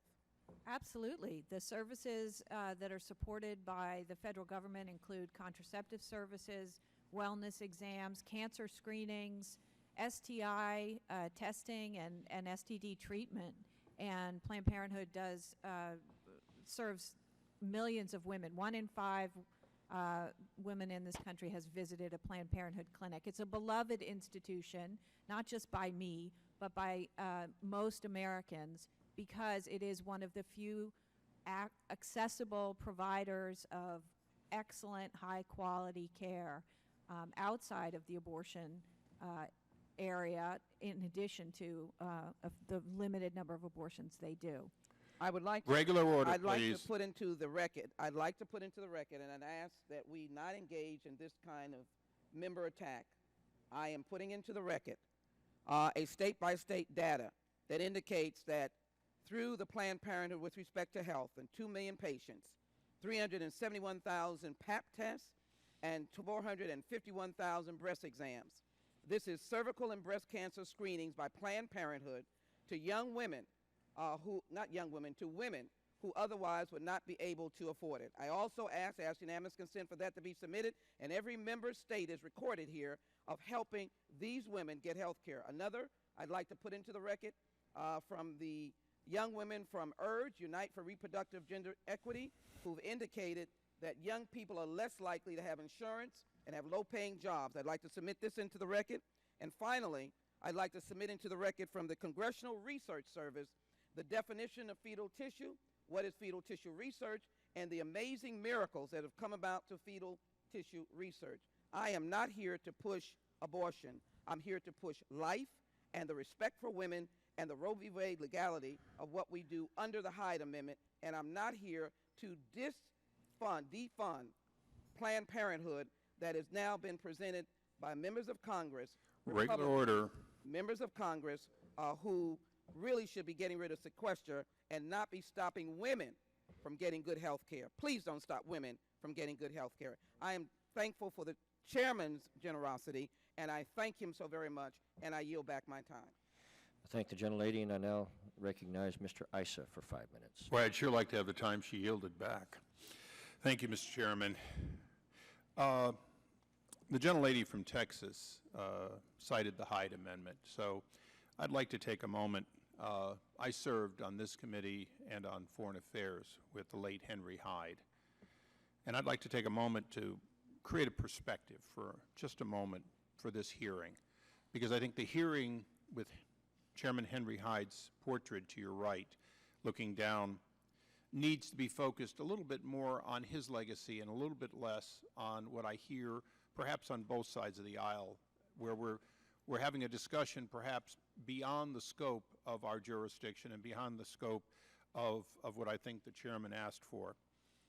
Many years ago, Henry Hyde came to California, and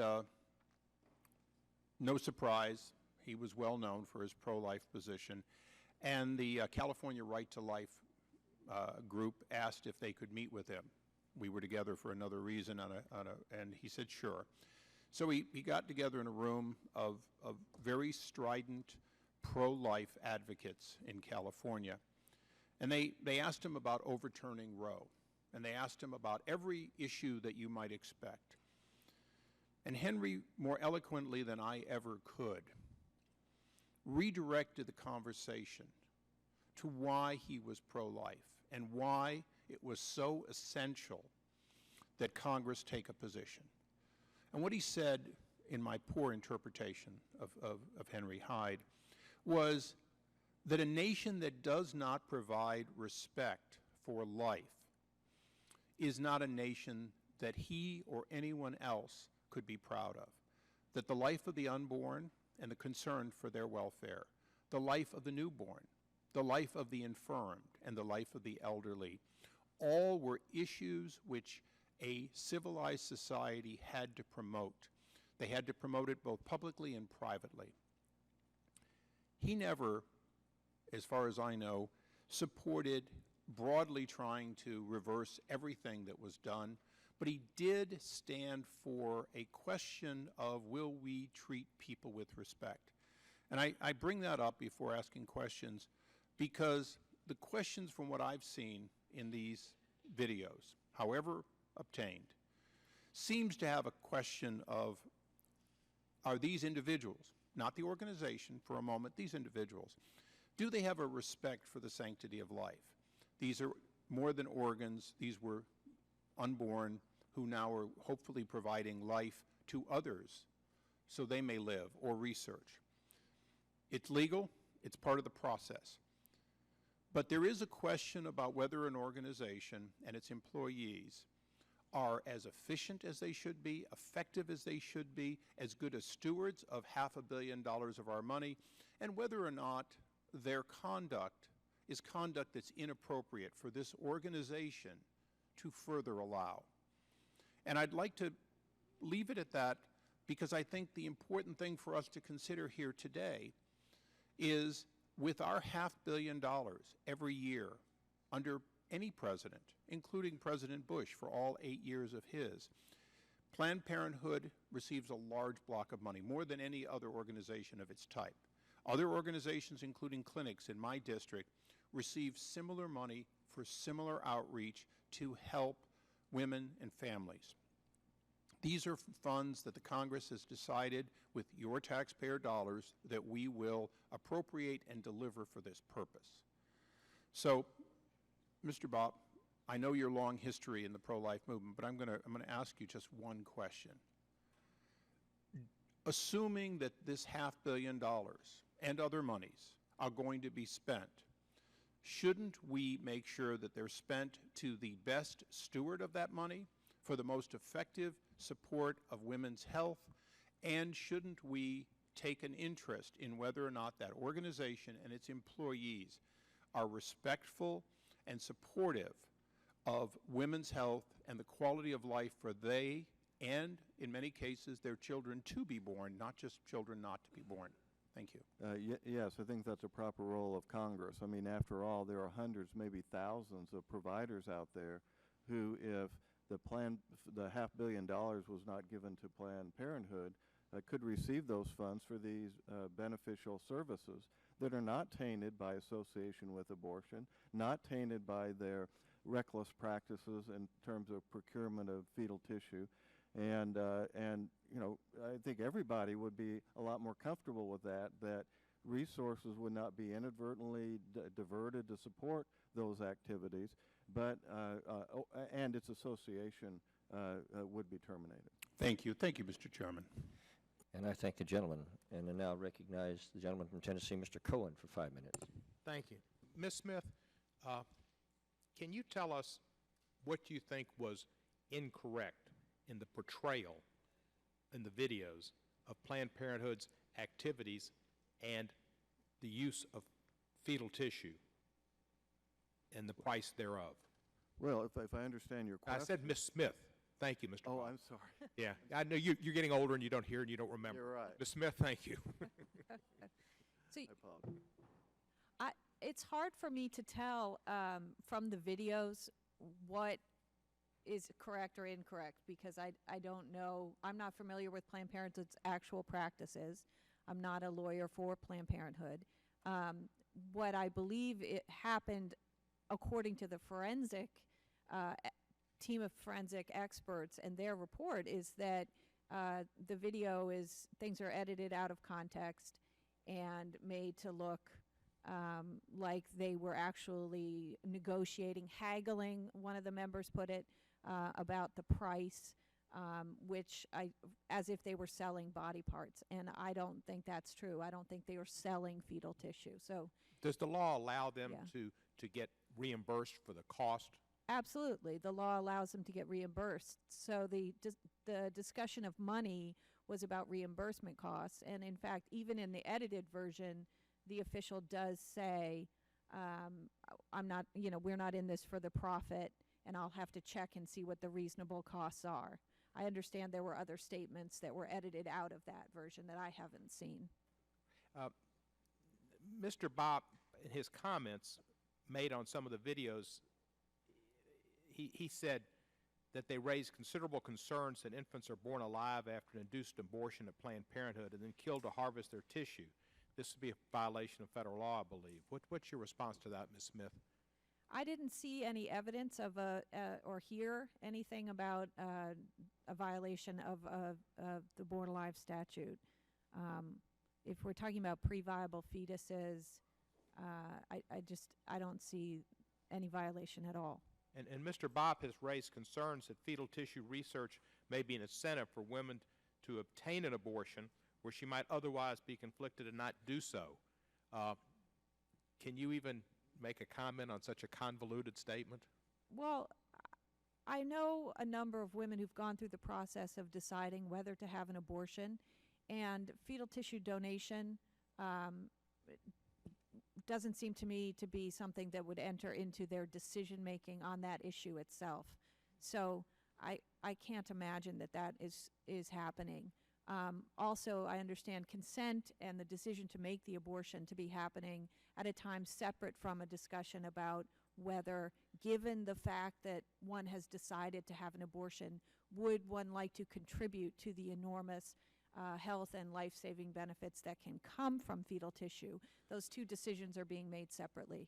And I think the 1988 report recommends that, and I think that's appropriate. And it seems to me that that's happening. You've already commented, but I'd like to hear it again about some of the research being done with the use of fetal tissue to protect people and save people's lives in the future, maybe find cures and treatments. Yes, it's contributing, and there was a recent indication from the NIH about this, about the importance of fetal tissue research to many new treatment areas, including diabetes, common diseases like diabetes, and uncommon ones like ALS or Lou Gehrig's disease, and other diseases that we know little about, Alzheimer's, Parkinson's, and there are some promising new treatments in those areas. As an individual who had polio, and you mentioned that polio was... Yes. The early polio vaccines came from fetal cell line research, I believe. I appreciate what fetal tissue can do. I had Alzheimer's is an issue that's very important to many in America because so many Americans are going to suffer from it, and it costs us so much in our budget, let alone our losing our loved ones. Let me say, I do think it's important that we are concerned about consent and that consent is properly obtained from the woman, and that as the committee represented in 1988, or recommended in 1988, that the decision to donate be made at a time after one has already decided whether or not to have an abortion. I think that's a very appropriate safeguard against incentivizing abortion somehow. I find it difficult to think that this would change a woman's mind about having an abortion. Women make decisions to have an abortion for all kinds of reasons. This does not seem to me to be one of them. It would be something that one would decide only after one had made the actual decision. Thank you, Ms. Smith. I yield back the balance. I thank the gentleman. I will now recognize myself for 5 minutes for questions. You know,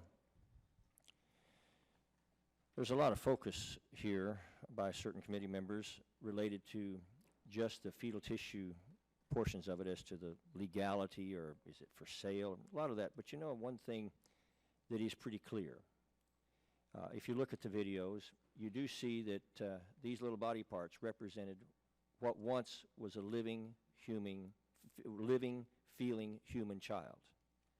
And that when they came into Planned Parenthood, they were living, human little children. And they died a brutal death while they were there.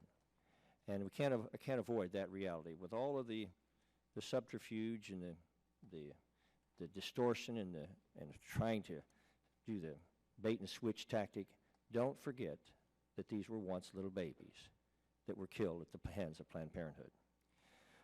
In the first video released by Center for Medical Progress, Dr. Nakatola, Senior Director of Medical Services at Planned Parenthood, described the factor of intent as playing an important role in an abortionist's use of the abortion method.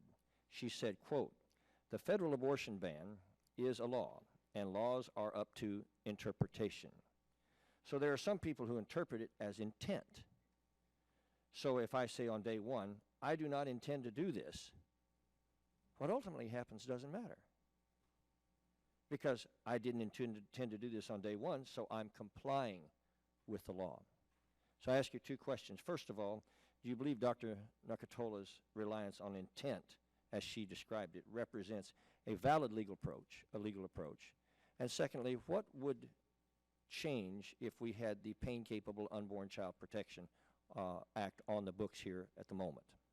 Well, as to I think she was referring to the issue of partial birth abortion, and it has been the dodge by the pro-abortion side that that law is only violated if you intend at the very beginning to have a birth partially delivered of a live child, then killing the child, and then completing the delivery. That is the process that you intended at the beginning. However, the law doesn't work like that. The intent applies to each of those actions. That is, for instance, the intent to kill the child once the child is partially delivered, not whether this complete process was intended in the first instance.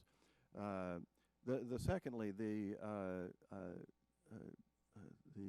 Pain-Capable Abortion Act that was passed by this House of Representatives, there is certainly a potential that some of the children who are born intact and potentially alive are produced at that period of time in which that act would prevent that sort of activity. As a result, it could have an impact on the obtaining fetal tissue in those instances. Yeah. Well, thank you, sir. Ms. Smith, I'll turn to you. When you were asked to define infanticide, your own words were, it is when a baby or infant is killed.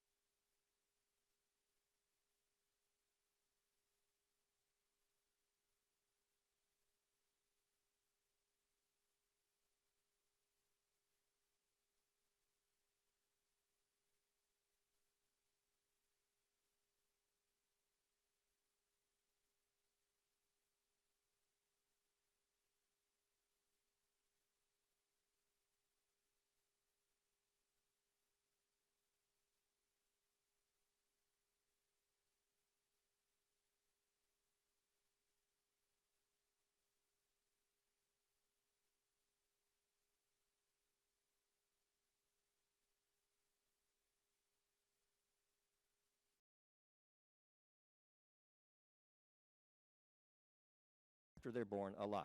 Yes. Okay, think but you're- not if it's I 5 think minutes you're earlier getting before close to viability. before they move down the birth canal. They're not afforded protection, correct? Sorry?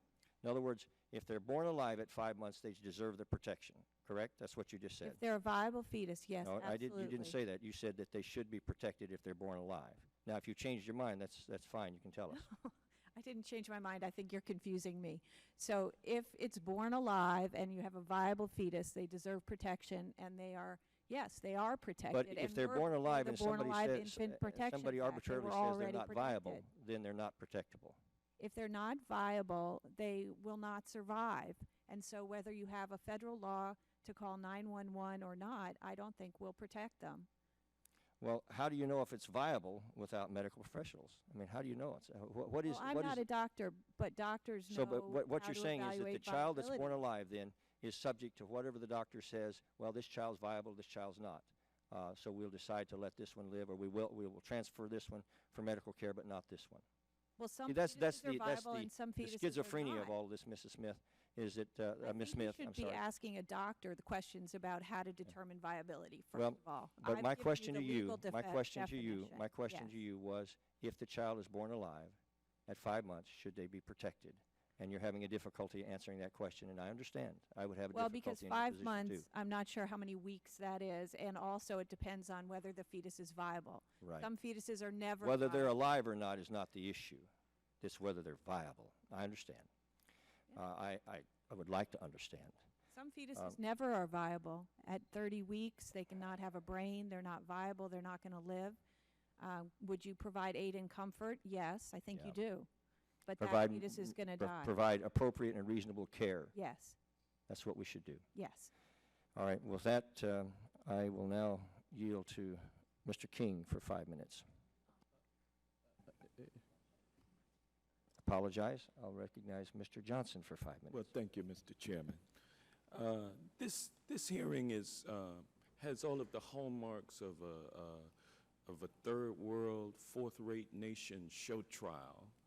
The objective of the hearing is to highlight for my friends on the other side of the aisle, or to make the case for defunding Planned Parenthood.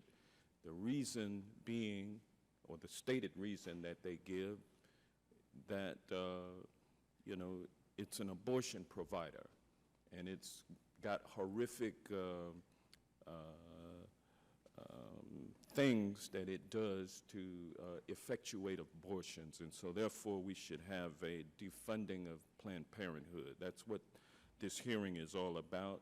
I call it a show trial kind of hearing because the accuser is not present. Center for Medical Progress. They're not present. Neither is the accused, Planned Parenthood. And so what we have is at a crucial moment in the affairs of the nation. We're coming up on September the 30th, which is the end of the fiscal year. We're not talking about funding government operations past September 30th. We're talking about abortion and defunding Planned Parenthood instead. And we've only got 7 legislative days left in this month to put together a budget so that this country can continue to operate past September the 30th. And indeed, we are careening towards a government shutdown on the issue that's being addressed here today. And it's a show trial. A lot of people are scoring political points. I'll note that on this committee, only one female on the other side of the aisle. That's pathetic. The voices that are being heard are male voices from the other side of the aisle that want to continue the attack on women's reproductive health. That's what this is all about. It's nothing new. It's a continuation of a mission that the other side has been on since it's been in power here in Congress. And it's a shame that it's engaging in show trials. Let me ask this question, Mr. Bopp. Outside forensic investigators have determined that the released Center for Medical Progress videos have been heavily edited. Transcripts released from the CMP videos also include words and phrases omitted from the released videos. Mr. Bopp, were you involved in the production of these videos? I'm advised by the committee staff that this is not the subject of this investigation. No, I'm asking the question. Were you involved in the production of the CMP videos? Yes or no? If the chairman permits me, I'll answer the question. Well, The gentleman would like to answer the question. You can, but he's not obligated. you were not involved, and you were not present at the time these videos were being shot, were you? Gentleman's not obligated, but he's certainly welcome to answer the question. Okay, no. And you haven't seen these videos in their unedited entirety, have you? No. And so based on your answers, you're telling us that you're here to testify about a series of videos that you can't confirm whether or not they're accurate or not. Yeah, and you know, this is the old So, defense. yes or no? No, I'm not answering yes or no. You're not? No, because okay. Well, I'll tell you what, this then, is if the you old, if you don't want to answer the question, I've got questions I for said not other, yes or no. I've got questions for other witnesses, so I'm not going to argue Let with the witness you. answer Just the don't question. trust in your his own way. lying eyes, right, Congressman? Well, I mean, you're testifying, sir, to videos that you don't even know whether or not they're accurate. I've seen the videos. You've seen the videos, but you've not seen the unedited videos, correct? That's correct. And so, therefore, And you want this, and you many want, of the you want statements. you want this Go ahead. committee to accept your opinions about some edited videos that you this is a show trial. I am Mr. Chairman. testifying based upon the videos. Some unedited. So you're not testifying on unedited videos. You're testifying based on edited videos. And Just for my clarity, has the gentleman seen all the unedited videos himself? No, I have not. No, Okay. he's still. But I of have course, he's not. still trashing. I've not even. Mr. I've Chairman. not even seen the edited videos. But my question is to this witness is about his ability to come up here and testify in a way that people can accept his testimony with any credibility or not. And I would venture to conclude that your testimony is pretty worthless here. But let me ask you this question, Mr. Bopp. You're a strong proponent of the death penalty, are you not? I am supporter of the death penalty in certain circumstances. And what about you, Ms. Jensen? Ms. Jessen, you support the death penalty also? In certain circumstances. Okay. And Ms. Oden, you No, I'm not. do not support the death penalty? No, I do not. Oh, I give you an A for consistency. Thank you. You're welcome. And with that, I will yield back the balance of my time. I would now recognize the gentleman from Ohio. I'm sorry, Iowa. Boy, I got to get that right. Iowa, Mr. King. Thank you, Mr. Chairman, and I thank the witnesses for coming forward here today and delivering your testimony. And I know that sometimes reliving these things is a heavy burden, and I'm always impressed that when we have witnesses that can deliver that message from the head and the heart, from the direct experience. Listening to the gentleman from Georgia, and some of this doesn't quite fit up with my worldview. You might not be surprised to learn. But I noticed that, Ms. Smith, he didn't ask you your position on the death penalty, so I'd give you an opportunity to tell us. I'm against the death penalty. You're opposed to the death penalty. Yes, I am. Was your earlier testimony, though, that the dismemberment of babies is not necessarily an inhumane way for those babies to die? You're using the word baby. My definition of baby is a baby that is born. So if you're talking about fetuses, But you're talking about you acknowledge D&E that abortion. testimony, even though. I support D&E abortions. And you would not They are the assert that it's safest inhumane to procedure. dismember this unborn baby. I'm sorry, say it again. You would not assert that it's inhumane to dismember an unborn baby. I would not say it that way. I would say it's not inhumane to perform a D&E abortion on a pre-viable fetus. A pre-viable fetus would be an unborn baby, would they not? We're back No, to I that. don't We're, think excuse a me, fetus I'll is just an stop this unborn baby, but exchange that's because a you went through this with Chairman disagreement we Franks, have, and I yeah. think we've resolved that. That's a You have your disagreement we language and have. you're sticking to it. Yeah. And if anybody uses any other kind of term that describes it any differently, you No, I would just object want to to know that. what you mean by it. and So if let we me ask agree you on what another mean question by it, then, I'll since answer we've the established where you are on this with many years of practice. And that is, do you recall when it hit the news a few years ago that that Red China, the Chinese, would bring criminals up on capital charges, and through due process, the Red Chinese due process, convict them of a capital crime, sentence them to execution, and on their way to execution, harvest their organs and use those organs in medical practices in China? Do you recall that? No.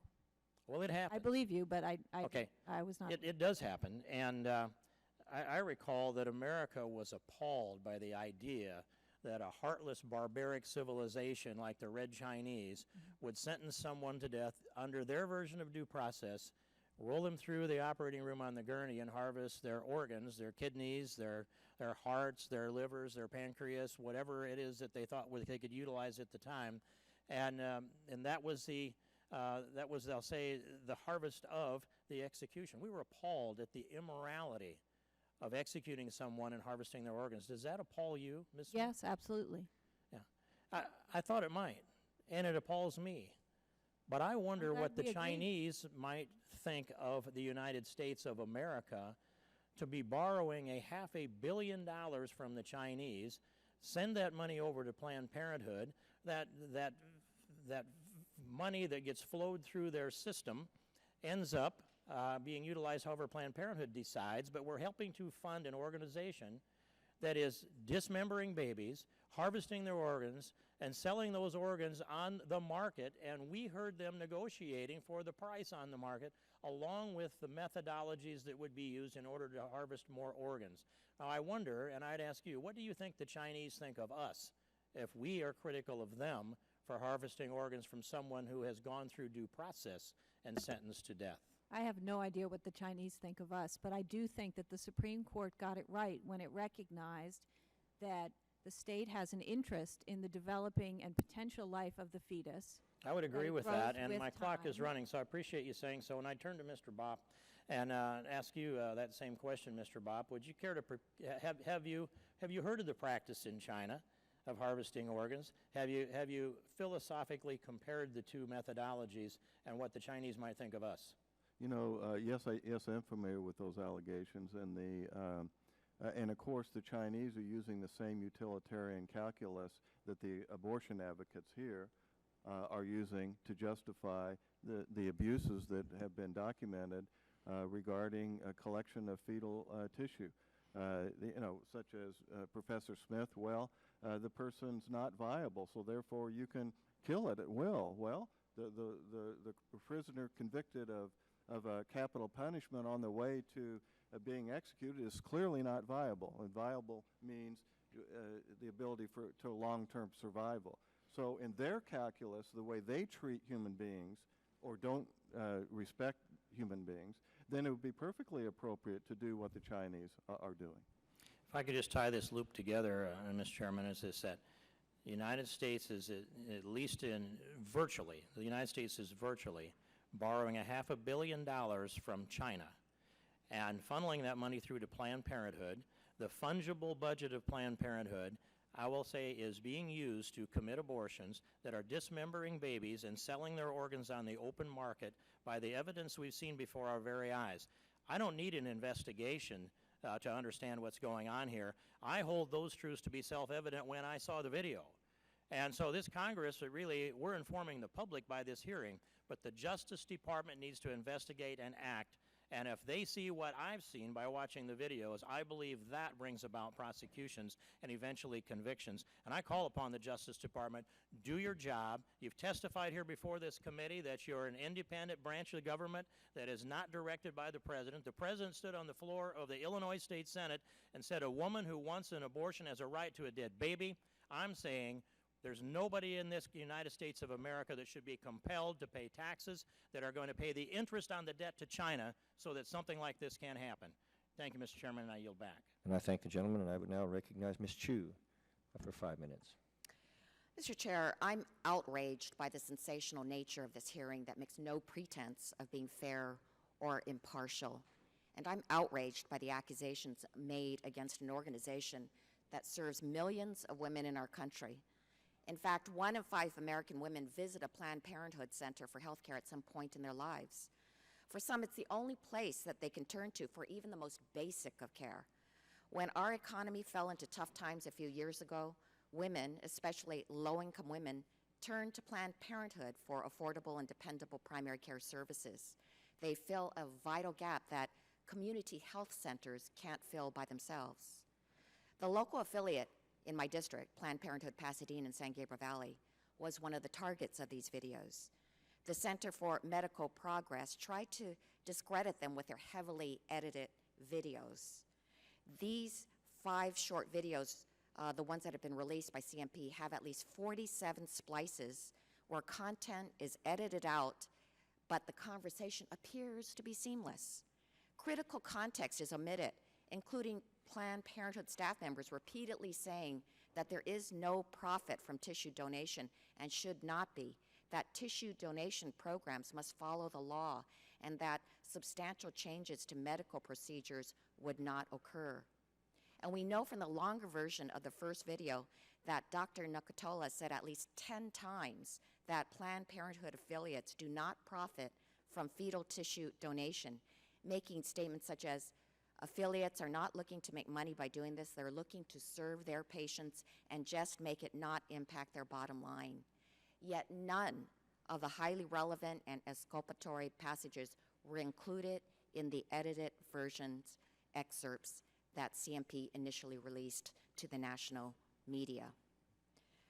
And yet, my 4 affiliates in my local area served over 27,000 women last year alone and saw over 51,500 patients. They did thousands of well woman exams, breast exams, tests to determine sexually transmitted diseases, and cervical cancer screenings. By doing this, they saved lives. The leading questions in these videos don't lead to these numbers. Instead, the questions lead to a discussion about a legal fetal tissue donation program that affiliates don't even participate in for the most part. And so, along with my constituents, I'm calling out these videos for what they are, the latest attacks on women's access to reproductive health care. Now, Republicans are saying that we don't want to see the videos, but the truth is the opposite. We want to see the whole video, not a selectively edited version. And in fact, that is why I, along with 11 of my colleagues, sent a letter to Chairman Goodlatte today saying that the full footage must be made available to us and the public. Only then can there be a fair and complete investigation.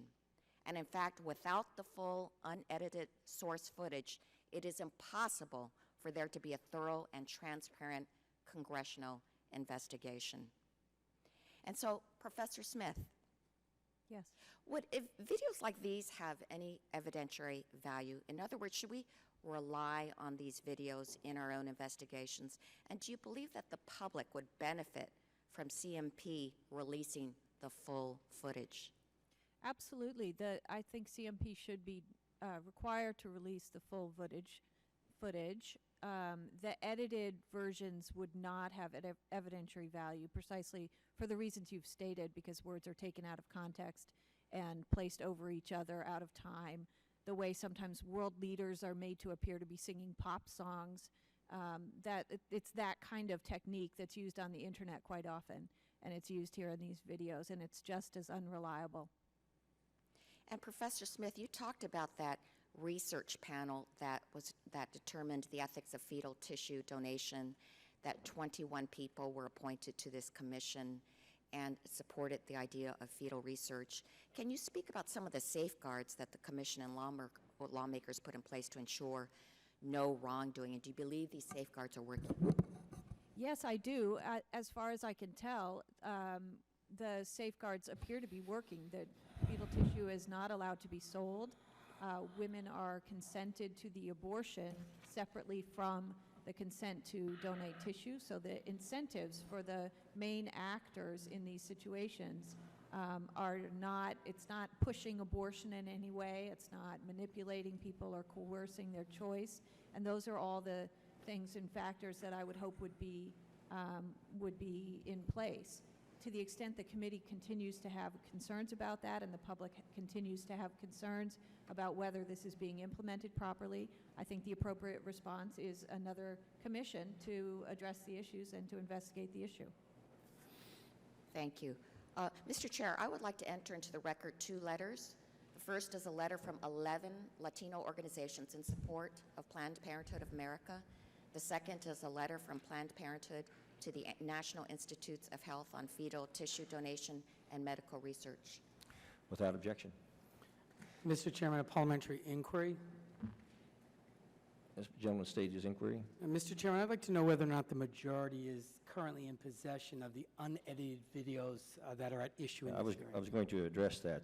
The unedited full footage of these videos is online, and all you have to do, is that incorrect? That's what the CNP has stated that they've released it online weeks ago. No, So the point is, I would only hope that my friends on the minority would actually look at that No, video. Mr. Chairman, I believe those are the edited versions of these videos. There's 2 things. There's short videos that are heavily edited, and then there are what the CMP has called full footage videos, which themselves have also been edited. This is in the forensic analysis report that was submitted to the committee. So nobody that we know of has seen the actual full footage videos. There are short versions. That's my and point of long- parliamentary inquiry, Mr. Chairman, whether or not the majority on this committee is in fact in possession of the full unedited videos that are at issue in this hearing. The answer is no, that we are not.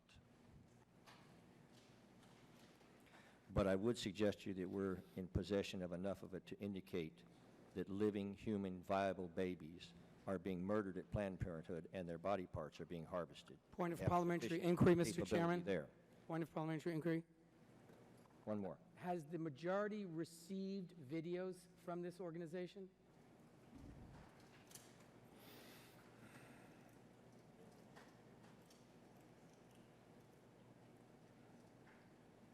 We have looked at the ones available to everyone else online. We have not received anything directly from the organization.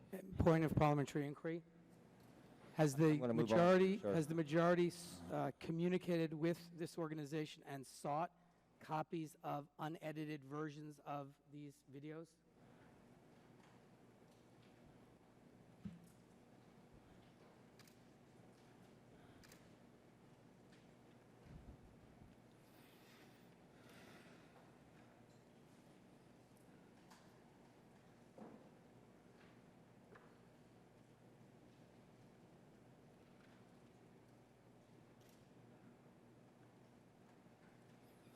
The answer is we've not received any additional footage from CNP. And with that, I'm going to move on. Mr. Chairman, that was not my Recognize- inquiry. My parliamentary I'm gonna inquiry is recognize whether or gentleman not from the Texas for majority. 5 minutes. Point of parliamentary inquiry. Mr. Chairman, my inquiry is, has the majority communicated with CMP in an effort to obtain copies of unedited videos or in connection with the ongoing investigation of CMP with respect to these videos?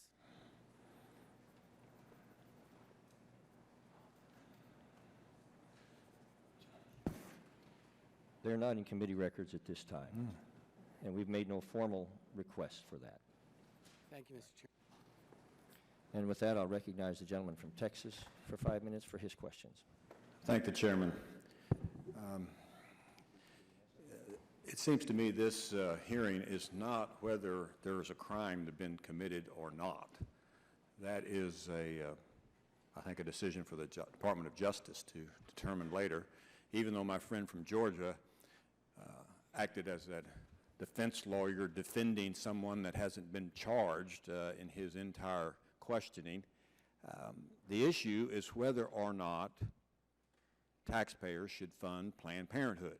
That's the issue that's being before this committee today. I think the name, this is my opinion, the name is sort of interesting, Planned Parenthood. Maybe it should be Planned Non-Parenthood as opposed to Planned Parenthood, but that's just my personal opinion. Let me, we talk about women and all of this. I'm going to ask the ladies, on the far left and the far right at the table, and maybe Ms. Smith in the middle, some questions. Ms. Oden, just your opinion, is there any reason taxpayers should fund Planned Parenthood? Are there other options where women can receive women's health care? Correct. You know, I don't have the statistics right in front of me, but your own state is funding women's health at a higher level at the state level. I was reading something yesterday that there is more funding than there had been in the past, despite the restrictions that have been placed on abortion facilities through different measures. So, you know, I think that's a great example that, you know, we know that the state of Texas is still funding women's health services at an all-time high level. I apologize that I don't have that specific information, but I was just reading it on the plane last night. And, you know, I have to just say, as a woman who survived an abortion, there is something wrong when health care and women's needs and women's empowerment is based on someone's life ending. Absolutely. Thank you. My understanding is there's 732 federally qualified health centers in Texas, and there are 38 Planned Parenthood centers in Texas.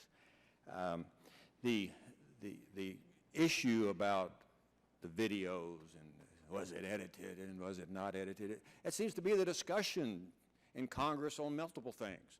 Do we have the full video? Do we have all of the emails? Do we have the side deals with the Iranian nuclear agreement? You know, we always seem to be missing something when we want to make a decision.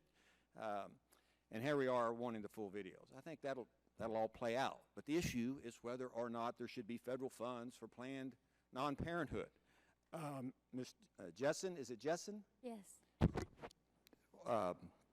Tell me a little bit about your knowledge of Planned Parenthood. I mean, based on your background and your life experiences, you don't have to go into those, but Margaret Sanger or Planned Parenthood, what do you know about them?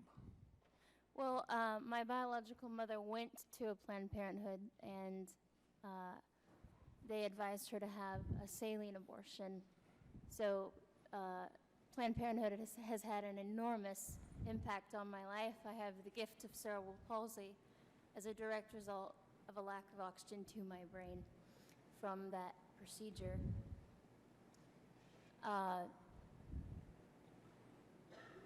Margaret Sanger was quite a individual. She said, as I want to, if I may, you may reread this quote that I quoted her earlier. She said, "The most merciful thing that a large family does to one of its infant members is to kill it." And I just, that's the woman that began this organization. Do you have a problem with statues of her in different prominent places in America? A little bit, yeah. Mm-hmm. I mean, do you or not? Yes, yes. Do you think that, just your opinion, based on your life experiences, and I value you a great deal. Thank you. Do you think that the taxpayers should fund Planned Parenthood, an organization that does harvest, if we can use the term, body parts of the unborn? Absolutely not. Okay. Well, my time's expired, and I will yield back the balance of my time. And I thank the gentleman. Now recognize Ms. Lofgren for 5 minutes. Thank you, Mr. Chairman, and my apologies for having to step out. I chair the California Democratic delegation, and we had the Secretary of Labor meeting with us, and I had to go over for 50 minutes to deal with that. However, I've had the benefit of reading all the testimony, of course, hearing the testimony this morning. And, you know, it seems to me that there are a lot of distortions in terms of how we're approaching this issue. The real agenda here is pretty obvious, which is to try and outlaw or eliminate abortion in the United States. That is a right that women have under the Constitution, at least in the first trimester. And I think this is a thinly veiled attack on that right that women have.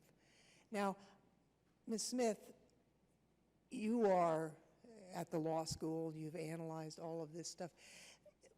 I've got a list of the services that are provided by Planned Parenthood in my state, in California, 117 centers,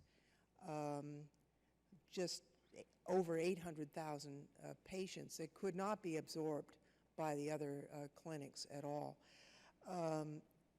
None of the abortion services are funded by the federal government. It's only these other services, the contraception, sexually transmitted disease treatment, pap smears, breast exams, and even sex education and outreach.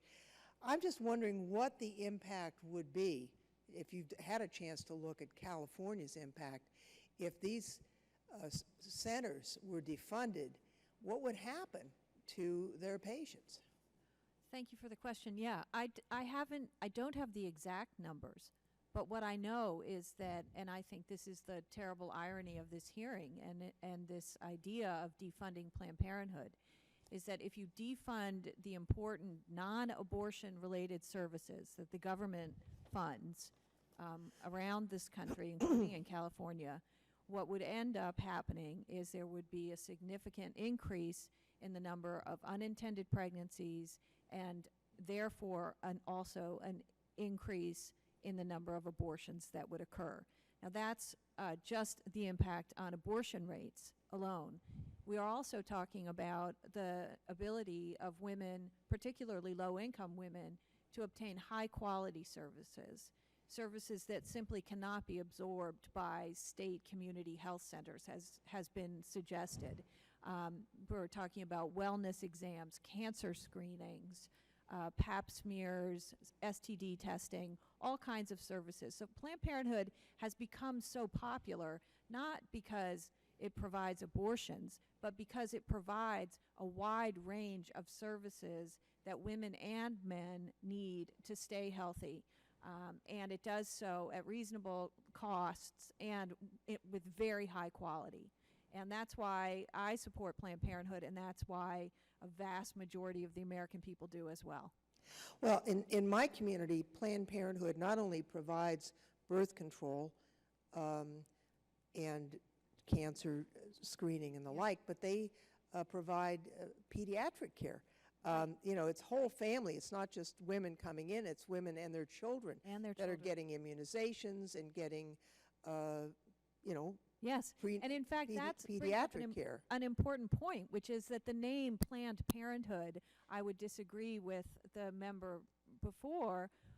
The name Planned Parenthood is indeed very apt because Planned Parenthood is about helping people plan their families, plan when they're going to have their families, and take care of their families to the best of their ability. Just a final question. There's been talk of shutting the government down and that, you know, then it would somehow stop Planned. What would happen to funding for Planned Parenthood if we had a government shutdown, you know, at the end of this month? Well, I think I don't, because I'm not an official at Planned Parenthood, I don't know what would happen exactly with their funding stream when they get federal It's money mainly Medicaid and when funding. it would come in. It would be, so it would be Medicaid recipients would not be covered, I assume, for their services and for their health care needs, and would be unable to go to Planned Parenthood clinics, and women would go without necessary, and their children would go without necessary health care. But it wouldn't defund abortions because there's no federal money going into abortions. No, it wouldn't defund abortions. This question about fungibility of money, I think, is quite ironic. Also, under federal law, we don't consider money fungible in this way because it really doesn't apply in these. It doesn't move from one sphere to another. For example, in our religious freedom cases, we allow the funding of secular services at faith-based organizations. And we do that, and we say it's not an Establishment Clause violation because the money that goes to religious activities at those same organizations is separately funded. So we recognize the ability, and we can keep those things separate in our head in that context. I think we should be able to keep those things separate here as well, because they are separate in reality. My time has expired. Thank you, Mr. Chairman. And I thank the gentlelady, and I'll now recognize Mr. Gowdy for 5 minutes. Thank you, Mr. Chairman. Mr. Bopp, can you describe the process of a partial birth abortion so people will have a better understanding of why it might have been banned, and they may actually have a better understanding of why Professor Smith would have argued against that ban? Yes, a partial birth abortion, as defined under federal law, is where a physician partially delivers, usually the trunk and legs of the baby, leaving only the head in the birth canal, and the baby is alive, and then takes an act to kill the baby at that point, usually thrusting scissors into the back of the skull in order to kill the baby, and then completes the delivery. So it's a way of killing the baby when most of the baby is already outside of the womb. And there were actually people who argued against banning that barbaric practice? Oh yes. I mean, many of the people we've been hearing from today were big advocates for a continuation of partial birth abortions. They have no respect for human life if they consider it to be unborn, or they want to label it as a fetus. And literally anything is all right as far as they seem to be concerned. Well, let's go to that point, because Professor Smith seems to draw a line, artificial as it may be, between the humanity owed to a viable fetus and the lack of humanity owed to what she considers to be a non-viable fetus. Who gets to draw that line of demarcation between viability and non-viability? Well, that's a complex question. Number one, it is a medical determination on whether or not a child is viable, but it's a difficult one, and there are many gray areas. For instance, the statistics are after 20 weeks, 1 in 4 can survive. And we would consider that to mean, therefore, that anyone born at that point in time ought to be considered viable. But many times you just simply don't know until later. You know, I haven't heard any people that work at abortion clinics are able to make that fine and complex medical decision. No, I think Professor Smith, if I heard her correctly, said that she was not a doctor and it should be up to the doctors to make that determination. Although I did note the irony, it was 9 damn lawyers who came up with that plan, not of one of whom was a doctor. And I also noted the irony of Hank Johnson wondering why there weren't more women on our side of the aisle, when they tend to target those who seek office as Republican women. And there wasn't a single woman on the court when Roe versus Wade was decided, but that doesn't seem to trouble him much either. For those watching at home or here, doesn't civil law recognize the viability of even a pre-viable fetus when it comes time for the plaintiff's attorney to get paid? There are many instances of cases in various states of wrongful death of the unborn, of criminal laws to punish. Well, we're going to get the criminal law in a second. Let's just stick with civil right now. When it comes time for the trial attorney to get paid, we have a different definition of viability, right? Well, viability is simply not relevant. Exactly. You can be 2 weeks pregnant, and you have a cause of action on behalf of that unborn child. And our friends on the other side of the aisle, some of whom were plaintiffs' attorneys, have no trouble being paid for the life of that 2-week-old. Right. The idea of separating, using viability as a standard is really antiquated, and most courts have gone away from that to just simply the point that if the child is alive. Well, but it's hard to go away from viability when Professor Smith said there's not any humanity owed a pre-viable, she won't say baby, pre-viable fetus. That's exactly. Did the I line she was misunderstand her? Is there any degree of humanity owed?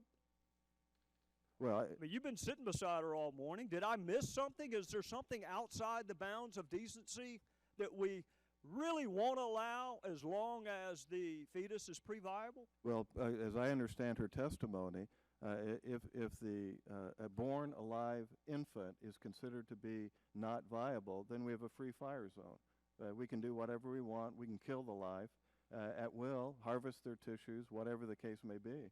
And of course, the concern about the producing intact infants, which it has been demonstrated in the videos, is of course the possibility that these unborn children are alive.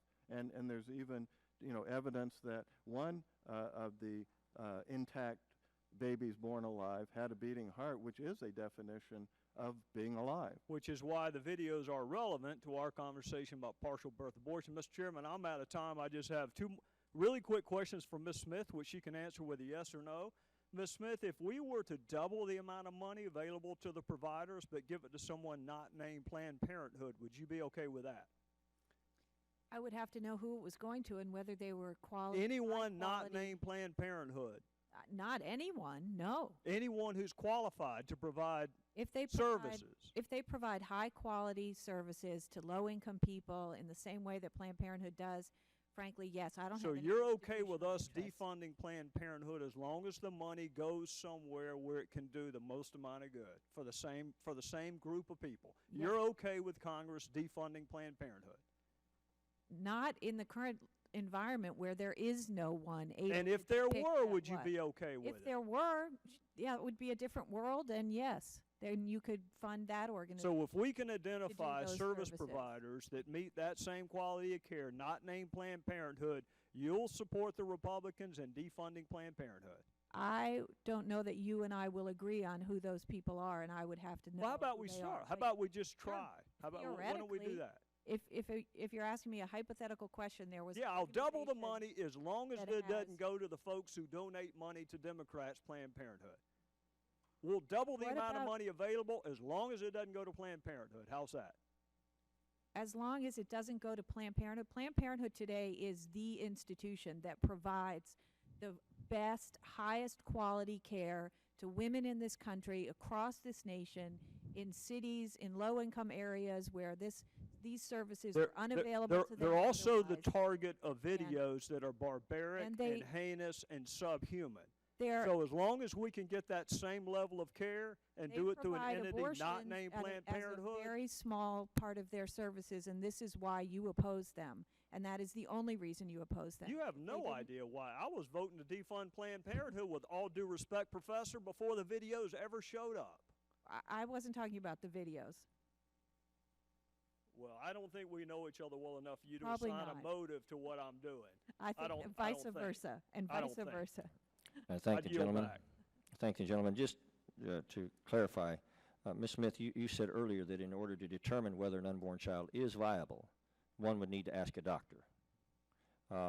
So consequently, would you support a requirement that when an unborn child is born alive, that the child be transported to a hospital so that it can survive if it's viable? If it's viable, No, I'm and it's saying born so alive, that it can be transported to a hospital where medical Mr. Chairman? medical doctors can ascertain if it Mr. Chairman, is there if an it's intent viable. to have a second round of questions since you are engaging in? I'll move on. second Can you round? answer the question?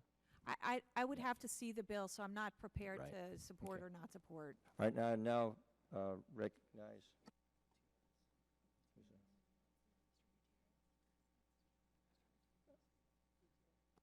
Mr. Gutierrez, I believe you're next in line. Thank you, Mr. Chairman. Let me just first say I thank all of the men and women that work at Planned Parenthood. I thank them for the incredible service that they offer millions of women who would otherwise go without the kind of kind, considerate, compassionate, understanding service that I believe that women in this country need, and that isn't being offered in other venues. I thank them because just this last year, there's 500,000 fewer pregnancies. That's a way to stop abortions. This shouldn't be a question of who's for abortion, who's against. Everybody's against abortion. But how do you stop abortions? How do you allow everyone to live in the 21st century? How do you allow women to live freely in the 21st century if they're not in charge of their reproductive system? I think that's key, and I think part of what is going on here is that Planned Parenthood has a direct association with the pill, with contraception. And that fight continues to go on. We shouldn't have that fight. The vast majority of women in America and across the world that have access take birth control. I'm certainly not going to judge my wife. We have 2 beautiful daughters. They're 8 years apart. Why? Because we had access to birth control. We had access to birth control so that we could determine when it was we were going to have children, and we could raise those children. We could raise those children to be productive citizens of our society. You know, when you show me that Planned Parenthood actually was selling body parts, then we're going to have a conversation about the future of Planned Parenthood. Nobody's shown that.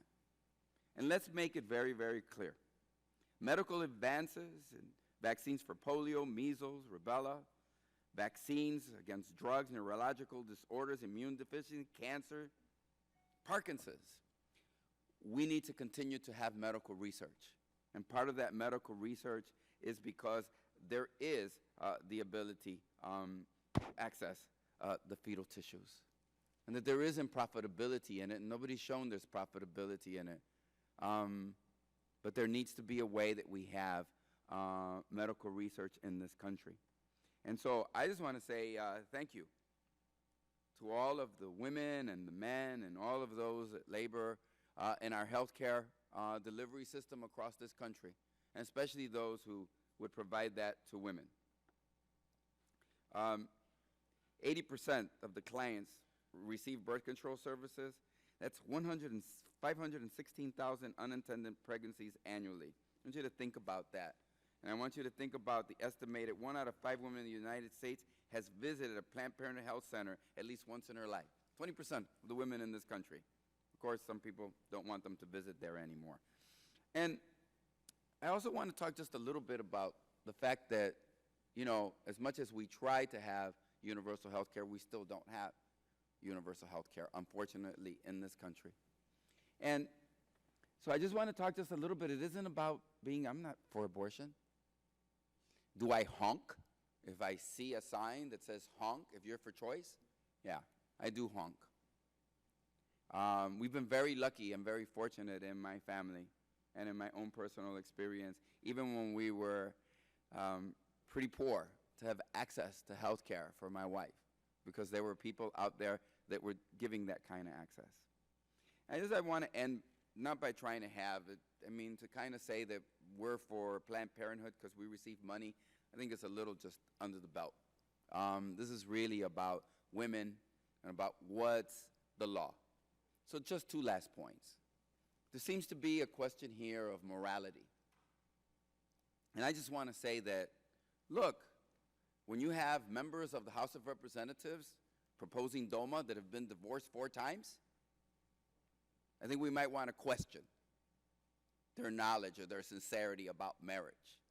Of course, that was overturned by the Supreme Court. When we have clerks that are married once, twice, 3, and then all of a sudden get religion and say, well, I'm not going to give a marriage certificate to those 2 men or those 2 women because it's a case of morality, maybe I might want to question people's morality.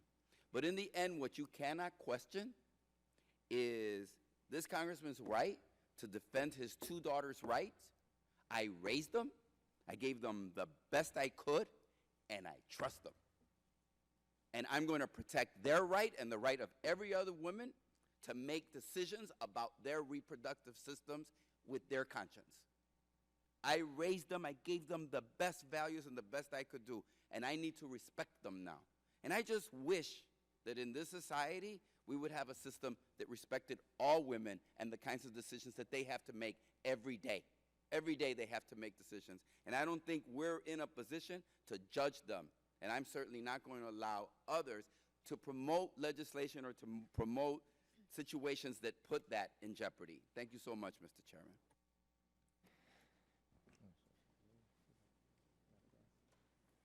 Now recognize Mr. Labrador for 5 minutes. Thank you, Mr. Chairman. And in fact, I'm really grateful for the words of morality that we just heard from my good friend Luis Gutierrez, because this is an issue of morality. This is why we're here today. I want to begin by making it clear that to me, it's not an issue simply of whether Planned Parenthood broke the law by selling fetal body parts obtained through abortions. In fact, I don't know if we're ever going to be able to answer that question, whether it was illegal for them to do what they were doing. The real tragedy is that we're confronted with today is that human beings have been reduced to mere commodities in this practice, and federal dollars are contributing to it. And I think that's immoral. I do not want to contribute to a system that profits from someone's fate, nor do I want to subject millions of taxpayers to supporting this violation of life. It is often a temptation to boil this argument down to medical terms and ignore the real losses our nation faces when we choose to reject someone before he or she has been given a chance to live, like these two beautiful women who are here today with us and who have testified so eloquently. I commend both Ms. Jessen and Ms. Oden for the courage to come before this committee as living expressions of life's potential. I am certain that life has not always been easy for them, but I am incredibly grateful that you were given the opportunity to live and that you are choosing to spend time with us today. I too could be said to be a survivor of abortion. My mother, God rest her soul, passed away 10 years ago this month. I love her, and I love her most of all because at the time of her pregnancy, when she was a single mom, she was encouraged by people like Ms. Smith and others to abort me. She was told that the only way she was going to have a life, a good life, was making sure that she did not have this child. And she did make a personal choice, a choice that should be respected. She made the choice to give me life, but not to just give me life, but to give me a good life, to raise me to the best of my abilities, to become the best that I could do. She made a deal with her God that if she was going to have this child, she was going to do everything in her power to make sure that this child had a good life. Even though she was a single mom, she didn't have any money, she didn't have much in her life, she was going to give me the best opportunities and everything that was available to me. And when we talk about this in scientific terms, we forget that we are talking about children. We are talking about human life. We're talking about people who have a God-given potential to be the best that they can be and to be everything that they can be. So I hope we don't forget that. And when I watch those videos, I have to admit that I could only watch 2 of them. I think there's 7 or 8 of them I could not watch after the second one because I was sickened to my core. To me, it was immoral. I don't know if it's illegal, Ms. Smith, but it was immoral what I was seeing on that video. We can have a discussion whether at some point there should be abortions. You and I will disagree on that discussion. But I can tell you that at that point when those videos were showing that abortion, this nation should really step back and decide whether we are a moral nation or we are an immoral nation, whether we are willing to allow that to happen or not. So I have a few questions for you, Ms. Smith. You emphasize that federal funding for Planned Parenthood is not used for abortions. Yet you go on to say that defunding Planned Parenthood would ultimately lead to an increase in abortions. Explain to me why you only associate abortion with Planned Parenthood in the case of defunding Planned Parenthood, but fail to recognize the connection when the federal government actively contributes money to Planned Parenthood. What I was saying was that if you defund Planned Parenthood, you defund their contraceptive services and the care that they provide to women. So as Mr. Gowdy said, if we gave that money to other community health organizations, would that be okay? if there were community health organizations that provided as high-quality care as Do you Planned think the Parenthood only do. community health organization in America that can provide this high-quality care is Planned Parenthood? Currently, it's definitely the highest quality No, care. you're that saying is the highest, but are available. they Yes. the only? There are other There community are health other, organizations there are that can do definitely this. community health centers. There's a reason people don't go to them and people go to Planned Parenthood. It's Mr. because Bopp, the you care is have better. elaborated about the potential legal violations that Planned Parenthood may face. However, even if it's found that Planned Parenthood did not violate any laws, what justification remains for using taxpayer dollars to fund their practices? I'm sorry, the question again, sir? You have elaborated on whether that Planned Parenthood potentially violated the law. Even if they didn't violate the law, is there any justification to continue to fund their practices? Is there any justification to continue to fund their Yeah. practices? No. The reason there's no justification is that even if the current laws are not violated, they clearly are committing abuses and violating moral and ethical principles and violating the safeguards that the, as wrong as the NIH panel was about recommending this research, at least they talked about and proposed safeguards like no financial incentives. When the laws got passed, it was passed by people that wanted to facilitate, the law was written by people who wanted to facilitate fetal tissue procurement from aborted fetuses, and frankly went beyond what the panel would have limited it to. So it could very well be that the current laws need to be adjusted in order to provide, one, effective protection against these financial incentives, and two, by providing the necessary protection for infants born alive, which, we have a witness right here before this committee speaking for the abortion industry that says they're in a free fire zone if they're not viable. Okay. Thank you. I yield back my time. And I thank the gentleman and now recognize Mr. Deutsch for 5 minutes. Thank you. Thank you, Mr. Chairman. Today marks the first hearing of the full House Judiciary Committee after a lengthy August recess. How fitting it is that it be devoted to a bogus and politically motivated attack on women's health care and on those who provide it. Let's be clear. The entire premise of today's hearing is based on viral videos that have been dissected, debunked, and discredited. For 3 years, anti-abortion activists fraudulently cast themselves as biomedical researchers. Their goal? To find a gotcha moment that catches staff affiliated with Planned Parenthood breaking the law, and after 3 years of deception, they failed to find it. So what did these extremists do? They heavily edited footage to smear Planned Parenthood, a nonprofit health care provider that serves over 2.7 million Americans every year, as some sort of for-profit enterprise engaged in a preposterous black market of fetal tissue. Conveniently scrubbed out are the parts where staff says that no one should sell fetal tissue, and their goal is to cover the costs of the donation process. In short, these videos are heavily edited and intended to deceive. So why are we here? We've already learned that Planned Parenthood did not engage in any wrongdoing, that they only do fetal tissue donation in a handful of states, that fetal tissue research was consensually obtained through legal abortions was legalized by Congress in 1993 with bipartisan support, that Planned Parenthood's goal is to fulfill the wishes of those patients who decide to donate fetal tissue to science, and perhaps contribute to research that may someday yield cures to Alzheimer's and blindness, muscular dystrophy, and so many other ills. So fetal tissue research is legal. Family planning is legal.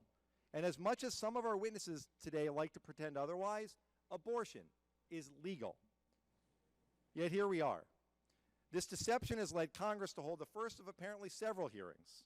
This deception has led presidential candidates to pledge to defund Planned Parenthood, a provider that 1 in 5 American women relies on in their lifetime. Well, guess what? No federal funding goes to abortion.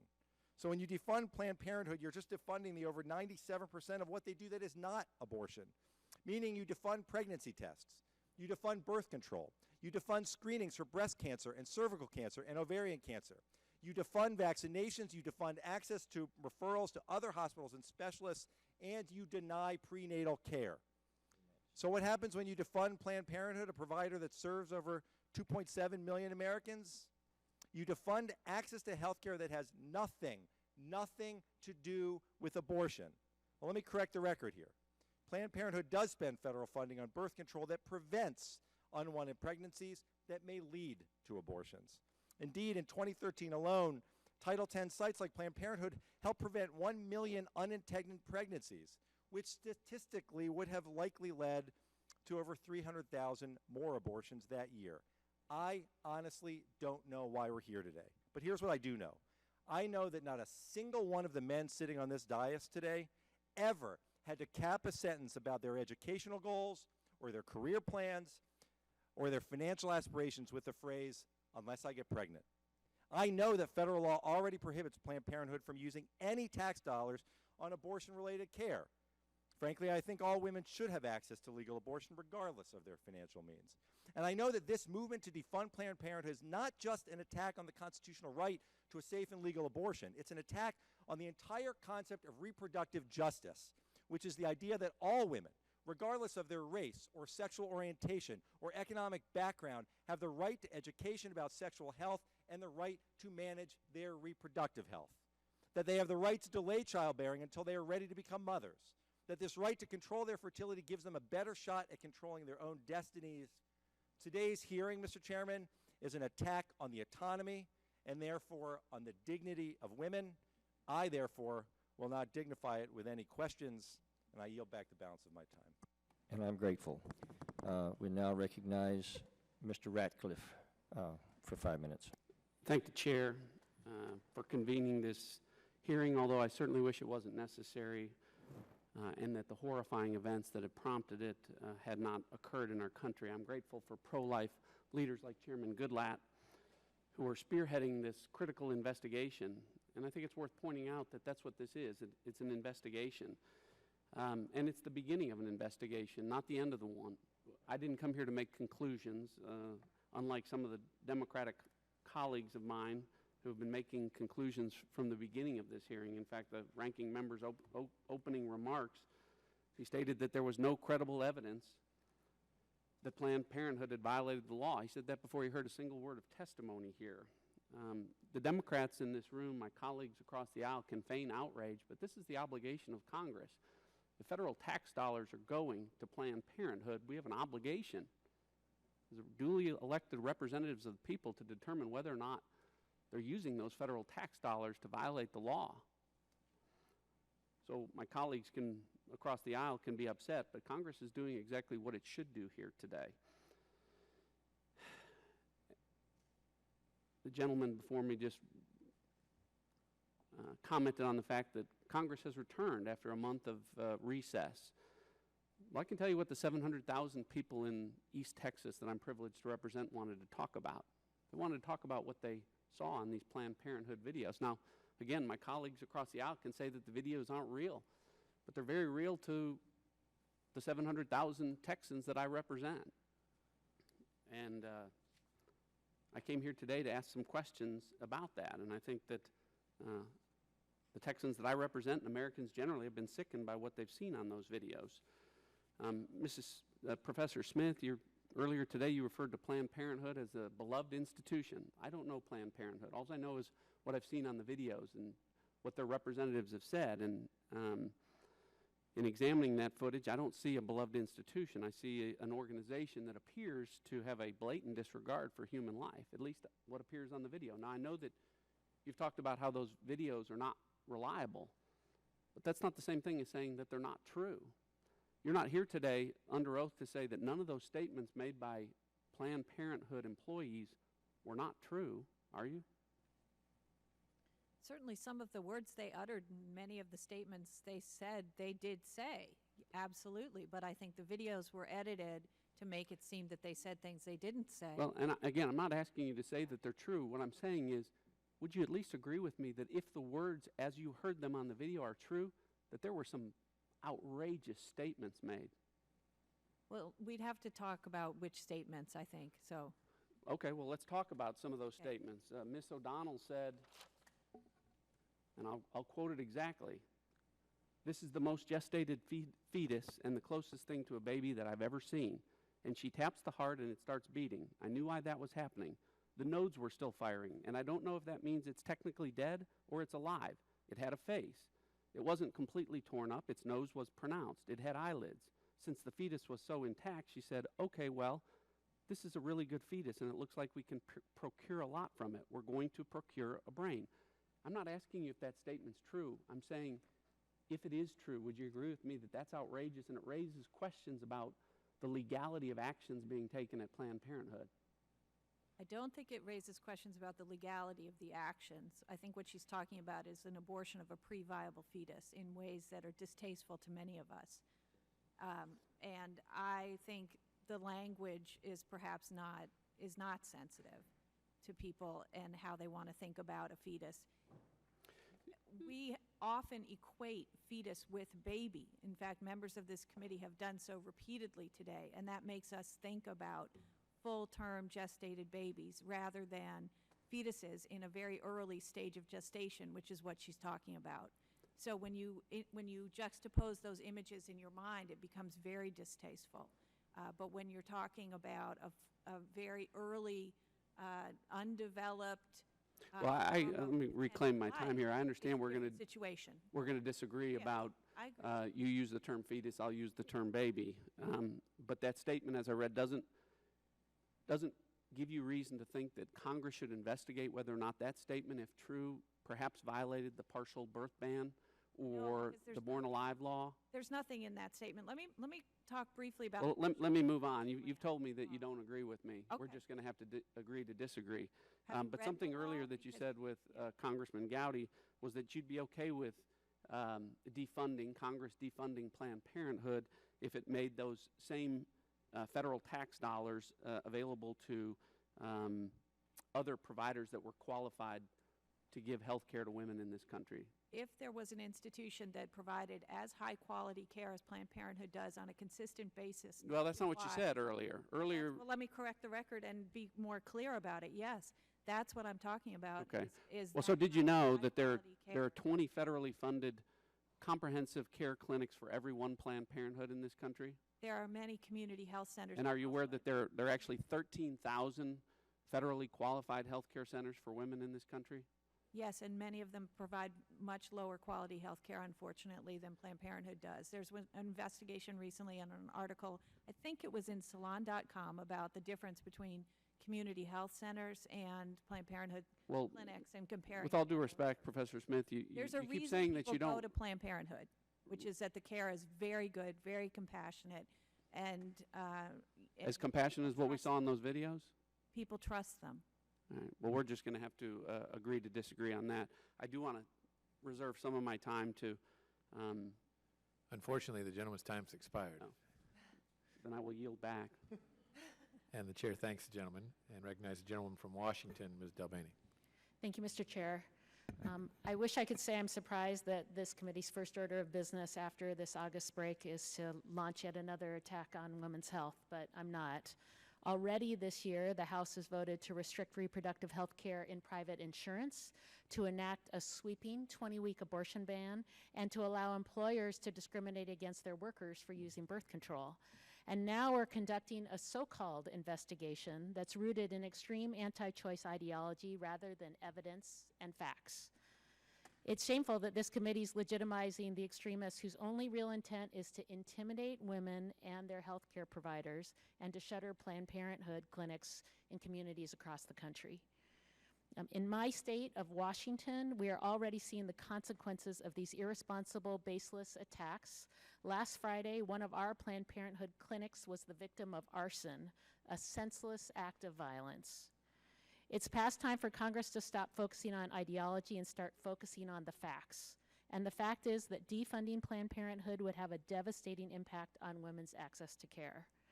That care includes well women visits, cancer screenings, immunizations, birth control.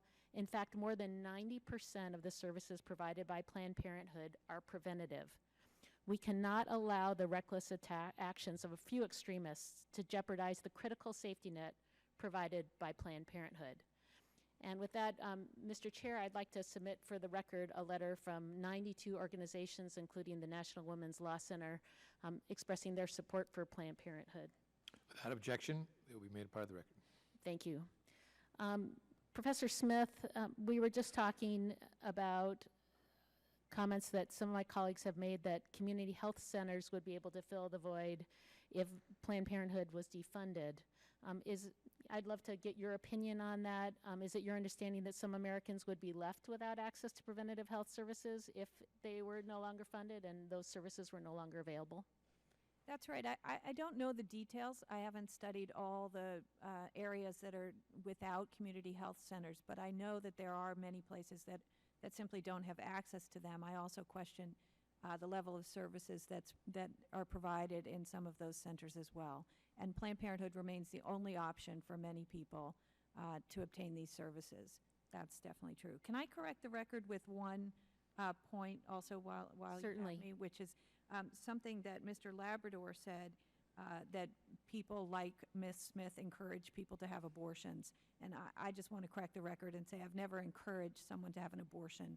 I've talked to some women who are friends who've been considering abortion, and they've discussed their options with me, but I would never encourage someone or push anyone to have an abortion, and I wanted to just make that clear in the record.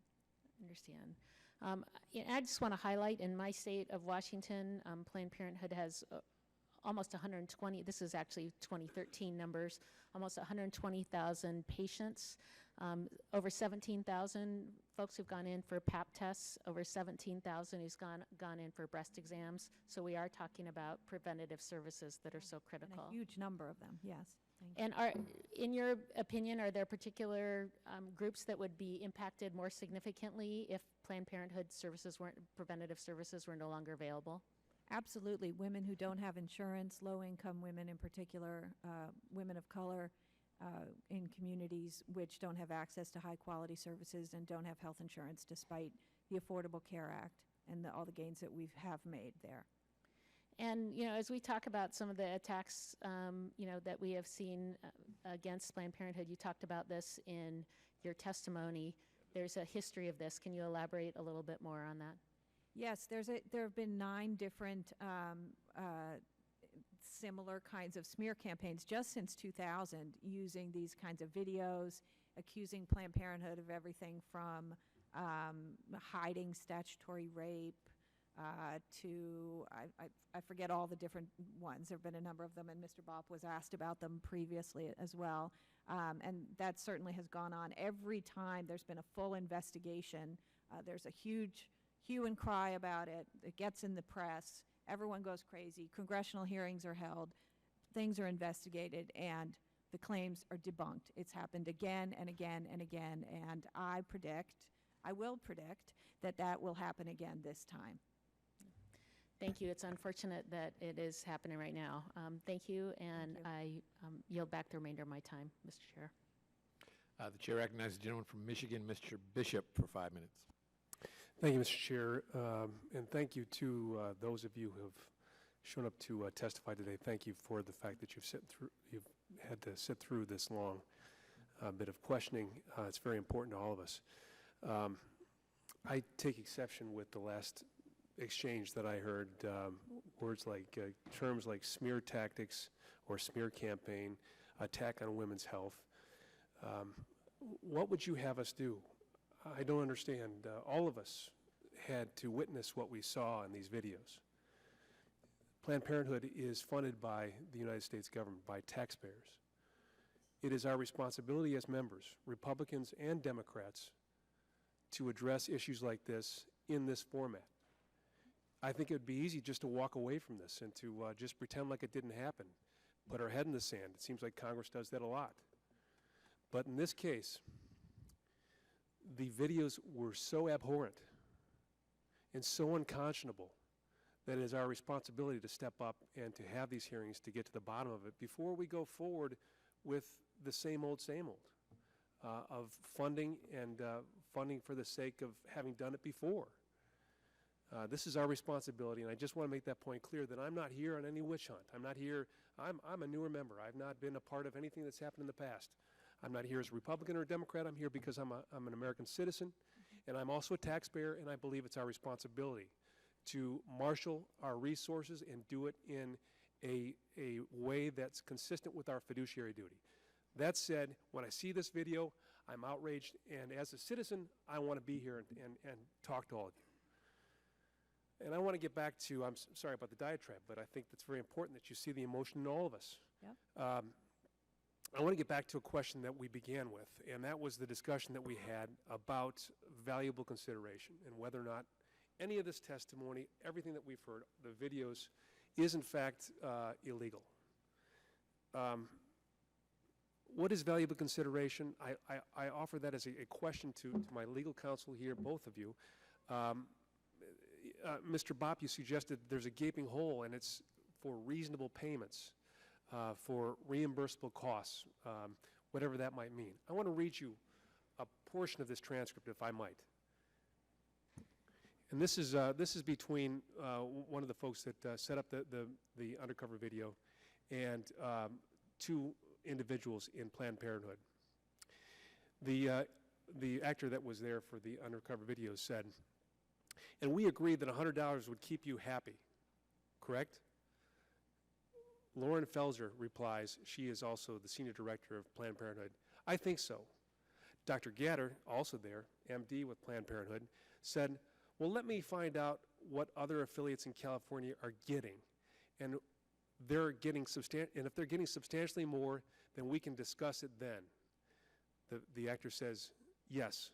Dr. Gatter says, "I mean, the money is not the important thing, but it has to be big enough that it's worthwhile." The undercover person says, "No, but it's something to talk about. I mean, it was one of the first things you brought up, right?" Dr. Gatter, The undercover person says, now here's another thought. If we could talk about a specimen per case, or per procured tissue sample." Dr. Gatter, Buyer, so if we're able to get a liver-thymus pair, maybe that is $75 per specimen. So that's a liver-thymus pair, and that's $150. Dr. Gatter, maybe that's, I can't tell with this transcript. Buyer, versus if we get a liver, thymus, and brain hemisphere, and all of that, and Dr. Gatter says, okay. Buyer, so that protects us so that we're not paying for stuff we can't use, and I think it also maybe illustrates things. Dr. Gatter, it's been years since I talked about compensation, so let me just figure out what others are getting. If this is in the ballpark, it's fine. If it's still too low, then we can bump it up. I want a Lamborghini. The undercover person says, "What did you say?" And Dr. Gatter says, "I said I want a Lamborghini." Now, I just read you a portion of that transcript, of that video, and I want to know how this appears to be a flat fee exchange. It almost as though they're at a restaurant picking from a menu. Is that not valuable consideration that they're talking about? And have we had any discussion about reasonable payment for reimbursable costs? Well, that is what, your last point is what is noteworthy, because paying anything is a valuable consideration. And the exception, which they are trying to exploit, is for reasonable reimbursement of costs, reasonable payments for various costs associated with the procurement of the tissue. Well, the costs don't vary based upon how many specimens you get out of a particular fetus. What varies is how much money you're going to get out of it. And what is noteworthy about that exchange is where was the discussion or reference to, well, what does it cost us? You know, when they're talking about how much. What she was interested in is, what is the market price? In other words, what is everybody else getting for this? Not because of our costs, but because of what they're getting. That discussion is 100% about maximizing the amount of money that is obtained based on market considerations and based on per specimen. Costs are not going to change no matter how many how many specimens you get, and not based on any idea of what are the costs related to the procurement. Thank you. I know that my time has expired, Mr. Chair, but if I might, the video to which I just referred to and what this committee has repeatedly referred to throughout this hearing is a material part of this discussion. And at this time, I would ask unanimous consent to enter into the record the entire transcripts, all the transcripts from these abhorrent tapes that we have been discussing today. Without Point of objection. parliamentary inquiry, Mr. Chairman. I'm sorry? A point of parliamentary inquiry.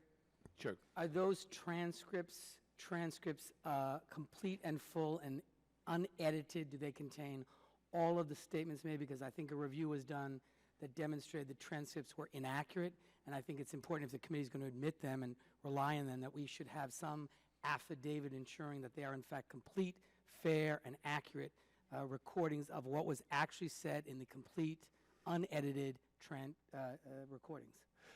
Mr. Chair, if I might respond. Because we're going to just Absolutely. compound injury upon injury if we're going to admit to this committee a set of transcripts that are inaccurate, that distort exactly what happened, and rely on them. We have a responsibility to be sure that they're complete and accurate. Is the gentleman requesting that the transcript of the public video be made a part of the record? Yes, these are the public videos that appear on the Reserving the So, right so to much like a object. transcript of any other No, quite unlike program that is made available through a news organization or anything else. That's what the gentleman is requesting. Reserving Exactly, the and- right to object. And members can assign credibility to whatever part of this. You're not transcript is. characterizing it. You're just putting into the record the Exactly. a transcript of the public record. What's Reserving appeared the to right everybody. to object. What purpose does the gentlewoman or I would like to comment. It has been the policy of the committee to not object to putting anything in the record of whatever evidentiary value. So I do understand that tradition, and it is not my intention in the end to object.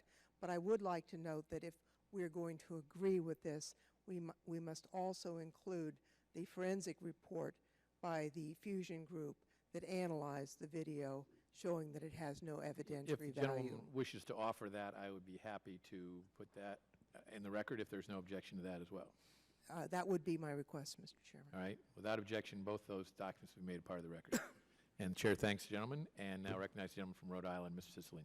Thank you, Mr. Chairman. Thank you to the witnesses for being here today and for offering your differing viewpoints on this very difficult issue. And I know the passion that accompanies both sides, as well as passion for my colleagues. I'm still kind of struggling with what exactly this hearing is about. Issues have been raised with respect to the fetal tissue research. It's clear that there are established scientific protocols that were followed. There's a correspondence in the record from August 27th that confirms that. There's been a lot of discussion about late-term abortion, which of course is prohibited under federal law. And then a lot of discussion about the central question of whether women have a constitutional right to make decisions regarding their own reproductive health care. That's also a settled question of law. You said, Mr. Bopp, that you, in your written testimony, reviewed these recorded conversations released by the Center for Medical Progress, and they reveal many legal issues with Planned Parenthood's procedures and practices regarding fetal tissue procurement. And you based it on your review of these video recordings, and then you were asked about a series of allegations that laws may have been broken in the generation of these videos, federal tax laws, criminal laws in California that prohibit fraud and forgery, making false charitable solicitations and the like. And Mr. Dalian, the lawyer, recently advised a federal court that he intends to invoke his Fifth Amendment right against self-incrimination in response to a lawsuit alleging he violated federal and state laws. And you said further that you were advised by this committee not to discuss the circumstances that occurred in the production and editing and alteration and securing of these videos. Is that correct? As you're aware, the purpose of this hearing is not part of. That's not my question, purposes Mr. Bopp. of Were this you hearing. advised by the committee counsel not to discuss the allegations of criminal behavior in the generation of these videos? No, That's a yes or no. I'm not answering yes or no to that. Well, were you advised? You said you were not. You were advised not to discuss. You misstated what I said I was advised about, so how can I say yes or no? Were you advised not to discuss how these videos were produced, I and was- whether it was done in violation of law? I was advised that that's not the purpose of the hearing, and I shouldn't comment. Okay. What this really is, Mr. Chairman, members of the committee, is creating an opportunity to defund Planned Parenthood and to make it more difficult for women to have access to full reproductive health care. We know the value of Planned Parenthood. Each year provides essential care to 2.7 million patients, men and women, that 1 in 5 women in the United States has visited Planned Parenthood once in her lifetime. that 1.5 million young people and adults participate in educational programs on reproductive health, that 6 million visits a month to the Planned Parenthood website, where healthcare information is readily available in English and Spanish, 700 clinics throughout the country that provide 900,000 cancer screenings to help women detect cervical and breast cancer early, 400,000 Pap tests, 500,000 breast exams, and 80,000 of those cancer screenings detected early so that hundreds of thousands of children, siblings, and parents are still able to be with their loved ones because of Planned Parenthood saved their lives. I want to associate myself with the remarks of Congressman Deutsch and Congressman Gutierrez.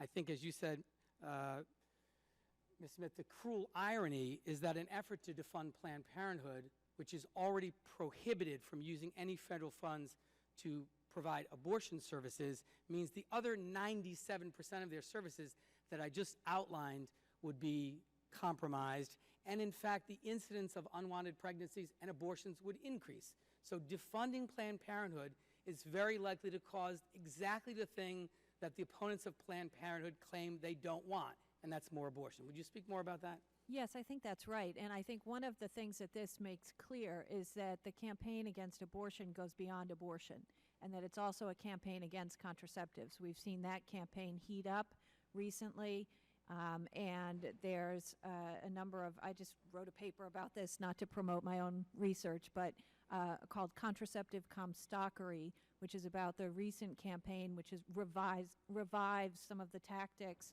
of anti-abortion and anti-contraceptive advocates in the late 1800s and into the 1950s. So that continues today. Yeah, it's very disappointing, since many of us had hoped that this issue has been settled, that women have the right to full reproductive health care, that they have a right to make decisions about their own bodies in consultation with their own physicians and their own conscience, and that to have our first hearing, the Judiciary Committee, another effort to make it more difficult for women in America to access high-quality health care, is incredibly disappointing. I thank you for your testimony. I yield back. Chair recognizes the gentleman from Georgia, Mr. Collins, for 5 minutes. Thank you, Mr. Chairman. I ask unanimous consent to enter into the record opening statement. Without objection, it will be made a part of the record. Thank you, Mr. Chairman. As I have said many times, as being a member last time on this last Congress and now this Congress, I'm sort of down here toward the end. And after hearing everything, there are many times that you come to points of really wondering, the points of why we're here. And I'm able to talk about a lot of different things. Ms. Smith, I'm not even sure, and I may get to you on the questions, but what I've heard a lot today from you is context. I'm not sure how any of these you could ever put into proper context. I don't care how many ways you want to spin it, what was on those videos and what was said, there's no way you put some of these in context that they're not abhorrent to anyone who would watch those videos.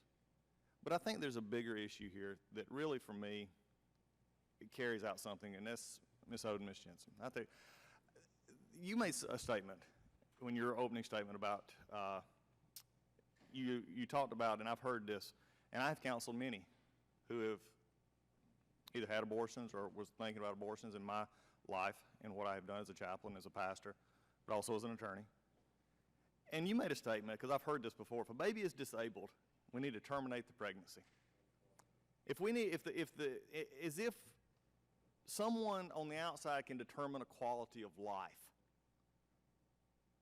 And that, frankly, from my position, was what's mentioned by even a friend of mine. He's a friend. We disagree greatly on this issue. It is many times a mom and a dad who are facing a tough decision, just like we did 23 years ago. When my daughter, we found out she had spina bifida. My wife went back to work, and in a time of much emotional turmoil, a colleague of hers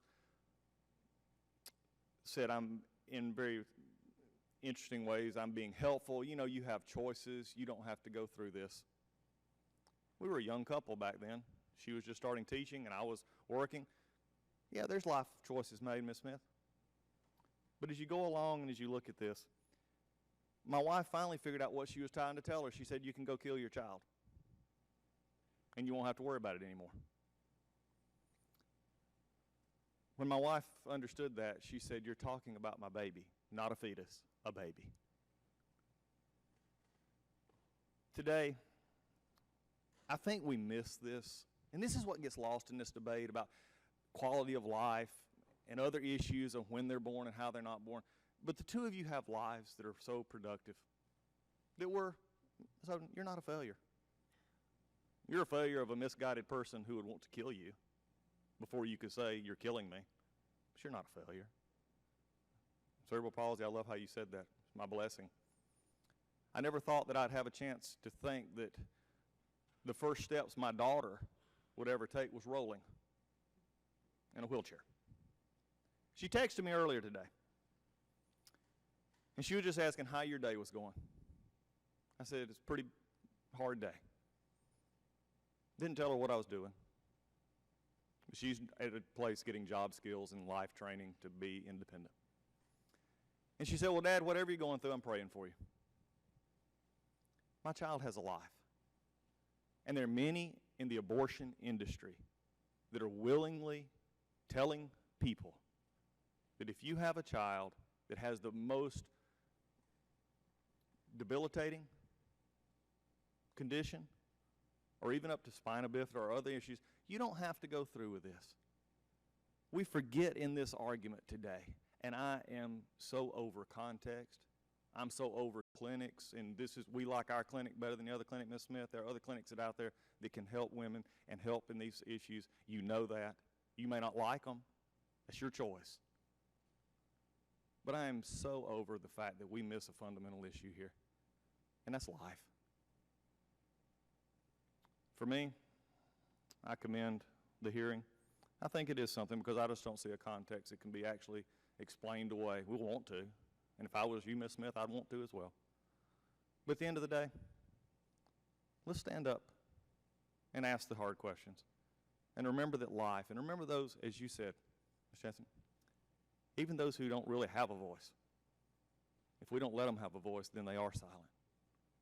But for many of us, we'll never be silent because life is precious. And for me, they deserve a birthday. And with that, Mr. Chairman, I yield back.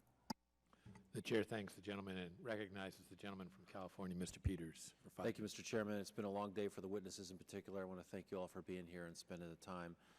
I do observe that there's a sad, a cruel irony in those who say they're against abortion, trying to defund an organization that works so hard to prevent them. And one of the core missions of Planned Parenthood is to prevent unwanted pregnancies, and my colleagues apparently want to shut it down. We're late in the day, and a lot of people have said a number of things, but I'd emphasize a couple. We were called out as taxpayers here, and I'm a taxpayer too. And I want you to know that I appreciate what Planned Parenthood has done to prevent STDs, to give cancer screenings to low-income women, and to provide contraceptive care. All of those things save us money as taxpayers, and I think that should be not lost on us. People have commented that the person who made the video is not here. In my experience in law, that would be an important witness, but that's been covered. And I'd say, too, that I acknowledge and I agree that the discussion of these issues on these videos was somewhat disturbing and at least insensitive. The issue for us, though, in the Judiciary Committee is to look at what's legal. And just on that point, I don't think anything today has shown that there's been something illegal here. And if you wanted to test that, you could ask the opponents if they would agree that there was a schedule of the amounts that they would agree was reimbursement as opposed to profit. And they would never agree that $30 was the right number or $50 was the right number, because that's really not what's at issue here.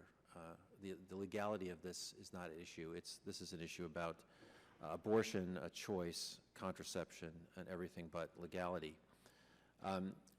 I'd also observe that Planned Parenthood has not been accused of committing fraud, violating licensing laws, violating the Medicaid statute, so there is a legal issue with respect to carving them out from Medicaid. And that's been litigated in a number of states because any provider may provide these kinds of care unless they're found to have violated these laws. Planned Parenthood hasn't been, and attempts to cut them off in Tennessee, Indiana, Arizona, North Carolina have all been fruitless for those reasons. So I think it's illuminating in many ways to have this hearing. I think it hasn't really been about legality. It's been about a much broader issue, an issue I think we all thought would have been settled 40 years ago, that these are decisions that are very, very difficult for families, and my colleague just shared his, and gosh, what a thing to have to go through. But they are not decisions ultimately that should be made by a government. They're decisions that should be made by a woman in consultation with her doctor and in consultation with her family. And it's not for the Judiciary Committee or the United States government or any government to say how families should handle that very, very tough issue. So with respect to the issue of legality, I hope we've run our course. We've certainly had enough time to discuss it. I don't think we've found what legality would justify any further discussion on this, and I hope we can move forward. And I'll yield back. The chair recognizes the gentleman from Texas, Mr. Gomert, for 5 minutes. Thank you, and Mr. Chairman, you did not deserve to be called ignorant by Mr. Nadler. I think you made a very informed decision when you called this hearing, and I appreciate your doing so. And falling last or near the end, as I apparently have, get a chance to address some of the things that have been raised.